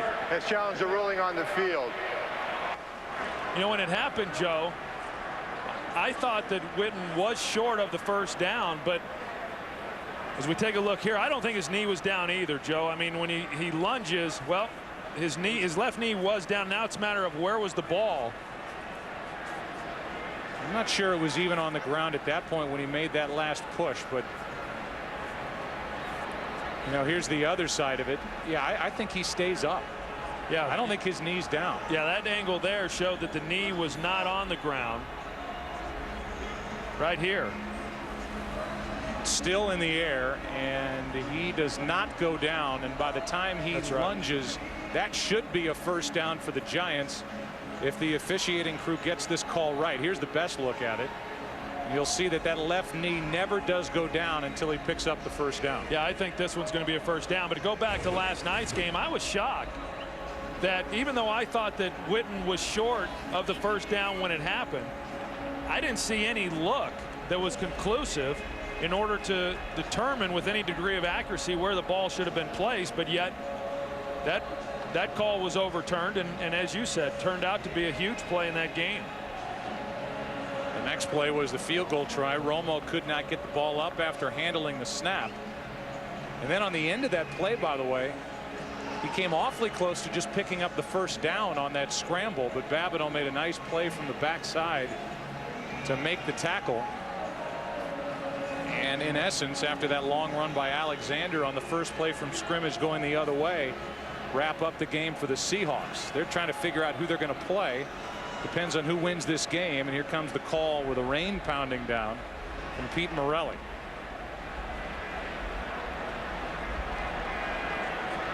After reviewing the play, the runner was not down at the spot. The ball will be placed at the 23.5. First down, New York. New York will not be charged with timeout. So they get the call right, and the Giants get the first down with 7.5 to play. Well, and Tom Coughlin, he can take a breath now, because even though you think you got it right, I mean, you just never know. We've all seen enough games to where you think you have a pretty good look, but it doesn't always get ruled that way. Remember, prior to that 3rd and 1 play, Lorenzen was in, had to use a timeout. The Giants had lined up in an illegal formation. Lorenzen noticed it, called the timeout, so the Giants have 2 left as they trail by 7.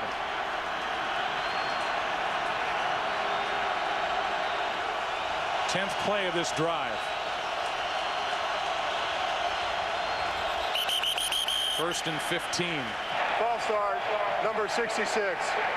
5-yard penalty remains. First down. The 3rd of the game on David Deal. Yeah, boy, those are just killers for an offense when you're struggling somewhat as it is, and then when you're having to take 5-yard penalties and go to 1st and 15. Those are difficult to overcome. Shockey checks out. Schenko is in. 1st and 15.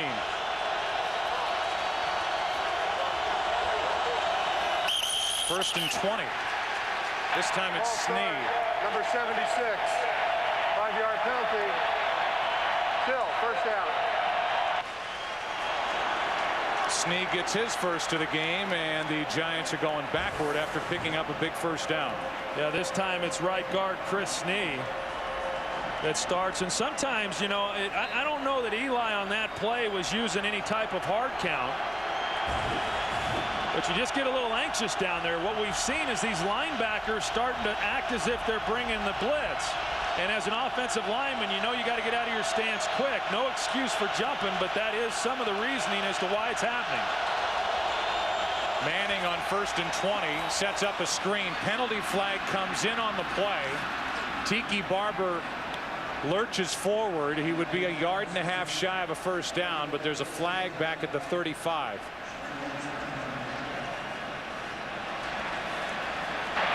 Holding number 76. 10-yard penalty remains first down. So Snee, Tom Coughlin's son-in-law, goes back-to-back with penalties, a false start, and now a hold. Boy, that's a shame too for these Giants, because it was a good call. You're going to see again right here, number 76. He's latched onto him. Oh. I didn't see anything there. I didn't either, and it had zero to do with the play on top of it, which is even more painful for the Giants. Well, you saw initially the hands underneath the shoulder pads, but that's what offensive linemen do. If it doesn't get extended, it doesn't get called. I thought that was a poor call there. Giants have to get it to the 13-yard line for a first down. It's first and 30. Throwing on the run, too high for Carter. Second and 30. You know, you got Eli Manning here, obviously an extremely important game to this organization, but also to him and his career, his second playoff game, and now he's in a position to try to put a drive together to tie this ball game up, and the guys around him aren't allowing him to do it. 118 yards on the day, but only 57 since the first possession.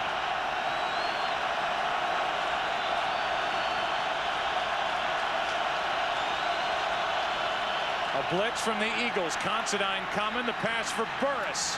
Plexico Burris makes the catch. A big one for the Giants.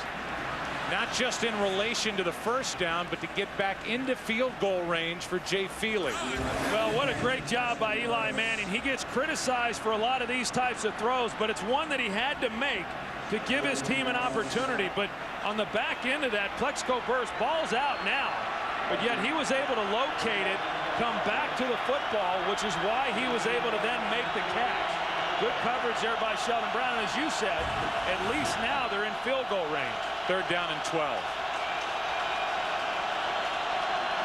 And they have to use their second timeout on this drive.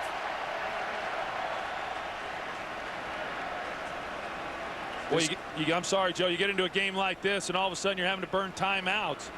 Boy, that could be costly. Trailing by 7, 5.5 to play. 2 timeouts are off the board for the Giants. Lorenzen took one before 3rd and 1, and now before 3rd and 12. The Giants weren't ready. Tuesday.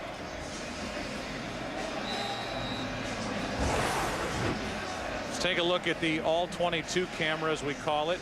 There's Tyree on the wrong side of the formation. Yeah, they're trying to get him lined up. We saw that a little bit earlier. Similar situation. Eli Manning, even here, he's having to get Jeremy Shockey over to where he needs to be.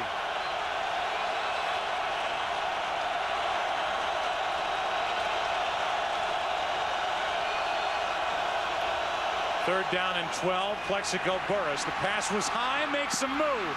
Burris, first down, New York. A great job there by Plexico Burris, because as you said, Joe, a ball that was high that kept Plexico Burris from making a clean catch on this and get going north and south right away. As you see, it made him hesitate just enough.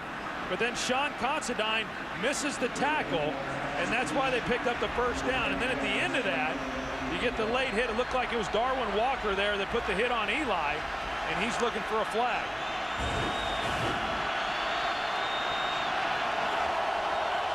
First down, New York. The ball at the 11. Eli Manning over the middle. Touchdown, Burris. And Eli Manning answers the call with the extra point coming. A chance to tie it as Manning overcomes a 2nd down and 30 to get his Giants into the end zone. How about that? Great job by Eli Manning hanging in there and making the big throw to Plexico Burris. And then picking up the first down again with Burris and coming back here. You know, he comes off with a little bit of a slow move, trying to make it look like possibly run. And then he shoots to the post for the touchdown. On a chewed up field with the rain coming down, the extra point. Feely ties it at 20. You know, let's talk for a minute about Eli Manning. Here's a guy who you still have to consider being on the upswing. He just turned 26 this week. However, for the first pick in the draft in 2004, he fizzled down the stretch last year, had a terrible playoff game against Carolina, hadn't done much prior to this drive, getting his team down the field into the end zone.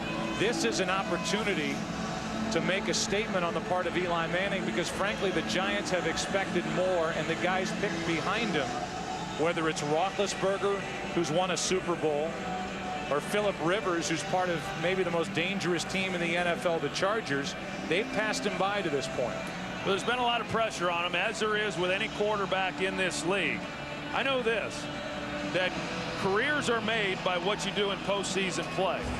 And for him, in that situation, with an opportunity to tie the ball game up, to overcome 2nd and 30 with some key plays, is really large. I mean, and he's been able to do that. I think when you look back over his short career up to this point, the times when he has seemed to play his best football has been the times when it seems like there's the least amount of hope for this football team. And by that I mean at 2nd and 30, who would have thought that they're going to overcome that and be able to tie this game up? And let's say this, Plexico Burris, who's had an interesting year and from time to time been involved in some controversy for the Giants, stepped up big on that drive. 2 touchdowns on the day. Here's Mahe with a nice return out across the 30 to the 33. We are talking about the playoffs. Playoffs? Thank you, Jim Mora. 4:57 to play in this game. Tie game in Philadelphia. And we know that 3 teams have moved on this weekend. Seattle, the Colts, and the Patriots. And will it be the Eagles joining them and going on to play at New Orleans next week, or the Giants finishing out and filling in that last piece of the puzzle, playing at the Bears next weekend? Well, I know for this game here, Joe, I mean, this cannot possibly have surprised too many people when you think about the games that these 2 teams have had, and the big battles and the close games and the close finishes. Westbrook breaks free, picks up a first down. Out to the 45-yard line, he gained 11. Yeah, this is when Philadelphia will go into their what they call their 4-minute offense, trying to control the clock and take time off the clock. They run the ball to Brian Westbrook off that right side, the strength of this offensive line behind Sean Andrews and John Runyon. And then what you saw of Westbrook there at the end of that play, going down in order to keep the clock running. The question is, did anybody touch him? Westbrook popped up and continued down the sideline as our replay ended, and about 25 yards further down the field, McQuarters was down there with him. And I think the question is, was Westbrook touched? As it is, the play was blown dead, and it's a first down at the 45, but it's worth another look when we get the chance with 4 minutes plus, and here it is. Let's see. It looked like Demps may have gotten a piece of him on his way over the top of him and onto the sideline. Immaterial now as Garcia throws and completes it to the backup tight end Matt Schobel. A gain of 6. Well, this is important right now for the New York Giants. You know, I talked about it a little bit earlier. One of the areas where they have just seemed to struggle is it appears that whenever their offense does something good to get them back into a game, their defense has a letdown mentally or emotionally, and then they wind up giving a score. Right now, it's important for them to be able to find a way to stop the Philadelphia Eagles. And stop them quick, because remember, the Giants have only one timeout left. Brought down with a first down, or at least right at the marker. It looks like he has enough, Westbrook. And he does. First down, Philadelphia, with 3 minutes to play. And this is where it's really nice when you've got a veteran guy at quarterback like Jeff Garcia. You know, they ran the ball there on that first down with Brian Westbrook. They come back on play action with Jeff Garcia, but it's because they trust that he's going to make the right decisions and not do anything dangerous and risk turning the ball over. Garcia rolling to his right, completed. They'll mark Reggie Brown, who's had a big game, out of bounds after a gain of 7. Again, they roll him out, get him on the edge. And to Reggie Brown. Reggie Brown has had himself a nice day today. Not bad coverage there by Jason Bell, just not able to get a hand on the ball. He almost whiffed on the football as it was coming into the chest of Reggie Brown.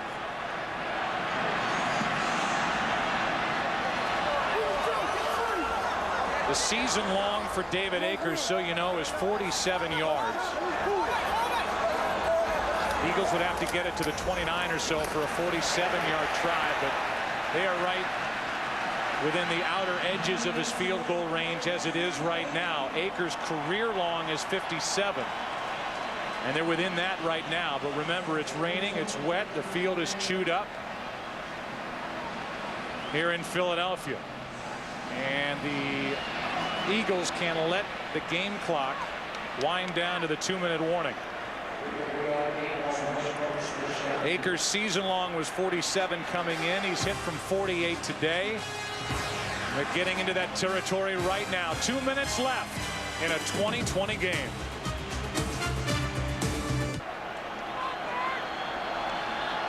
Some big players as we await the outcome. 2 minutes left in this game. Tiki Barber could be in his final game in the NFL. Eli Manning, 161 yards, 2 touchdowns, and interception. Just put together a big drive. And now the Eagles, with Andy Reid watching, with a first down at the Giant 32. It is Westbrook doing his thing, and Westbrook is down to the 20.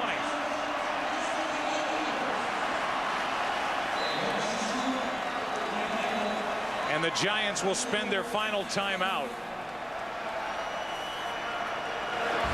The Giants were able to get some pressure in there, but Brian Westbrook, he's just able to bounce it to the outside, and then once he was able to do that, he found the crease. You know, again, Reggie Brown, he's playing well, and all of these wide receivers are doing a good job in the running game blocking downfield. But the key part of it here is it's a first down. The Giants are out of timeouts. So the Eagles can basically whittle this clock down and then send David Akers out onto the field. It would be a 38-yard try from this point right here. And Akers, who has his holder back, Coy Detmer, typically regarded as one of the best kickers in the NFL. Detmer getting ready. Yeah, my guess, Joe, is that they're not going to take a knee here, but they're going to continue to run the ball with Westbrook, trust that he won't put it on the ground, and try to get this as close as they can, if not score. They do just that, and he goes down right at the line of scrimmage. Giants cannot stop the clock. 2nd and 10. Antonio Pierce on that tackle. You know, it's just very frustrating for this New York Giants team to put themselves in a position to tie this ball game up. And as we talked about, defensively, for the most part, this defense had done a pretty good job today overall. But when it mattered most, here on this last possession, they let Philadelphia drive the ball down here in a position to come away with the game-winning field goal. 2nd down and 10. Westbrook again back to the line of scrimmage. That's it. Kiwanuka, the rookie, is there for the stop. It's 3rd down. Play clock is at 30. There's about a 20-second differential, and this is only third down. You wonder if they'll end up calling a timeout, bring the field goal unit on third down in case there's an issue with the snap. You know, I've never liked that. I know some coaches do. It's not right or it's not wrong. But I prefer to approach it that I'm going to run it down, make it the last play of the game, and trust that my snapper and holder and kicker are going to execute the play and win the game. Now, after what happened last night, you may change your thoughts on that. Maybe Andy has.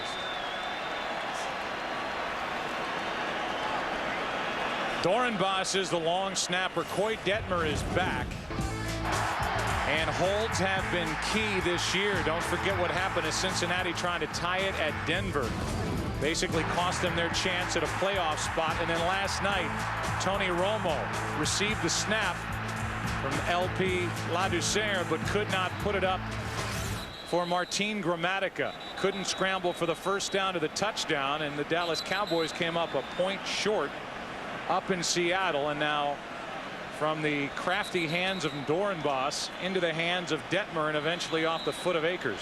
But now, Troy, look at this. They're going to bring Garcia back out and run a play, it looks like, on third down and take the clock down.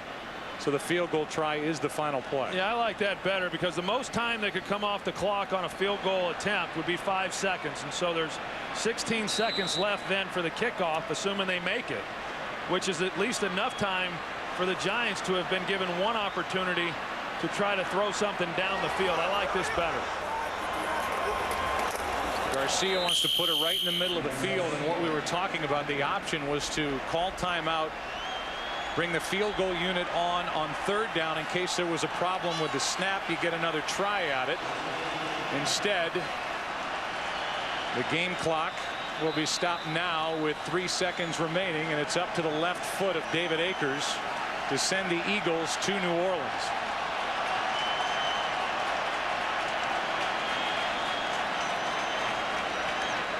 Garcia got his team down in position with a ton of help from Brian Westbrook. Yeah, and Jeff Garcia, you know, not a great game by his standards, but the one thing that he did a great job of, as he has the entire time he's been playing, is he protected the football. He did not turn the ball over, which in a game like this was very, very important. It'll be a 38-yard try for Akers, who's 2 for 2. He's hit from 19 and 48, which, by the way, is the longest he's hit this season. One career postseason game-winning field goal for Akers, who is #1 in Eagle franchise history in the category of field goals made. Is this it for Tiki Barber?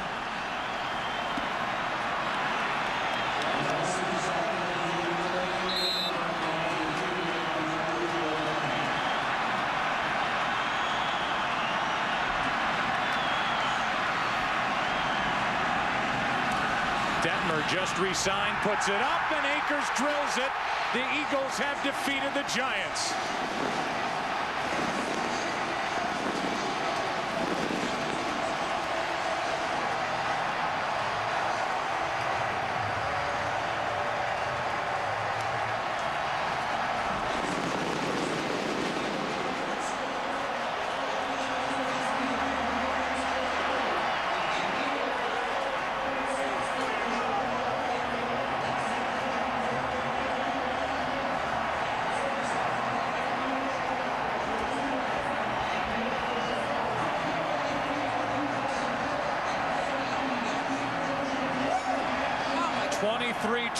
Philadelphia wins it. Let's go down to Pam Oliver. Yeah, we're here with Brian Westbrook, and what a warrior performance by you once again. You've stepped up in the leadership department, but you almost willed this team to victory today. Yeah, the team came out and played hard. You know, man, I wasn't feeling well in the second half, but, you know, my team, they came out and they blocked, defense held them, and we were able to run the ball and run the clock out. Yeah, I noticed that. What was going on? I saw you getting a lot of oxygen. What was the matter? I just had some stomach cramps. My stomach just wasn't feeling too well. It's just, you know, it was one of those things, but luckily I was able to fight in there, hang in there with the guys, and we won it. Congratulations. Thank you, baby. Let's go back up to Joe. All right, Pam, thank you, and congratulations to Brian Westbrook, Jeff Garcia, David Akers, and the Philadelphia Eagles. Their run continues. They've won 6 straight now, and they just defeated their division rival, the New York Giants, The last play of the game off the left foot of David Akers. 38-yard field goal good. And a 3-point win for Philly. They are off to New Orleans next week. It will be Seattle at Chicago. Dornbos, the long snapper, celebrates.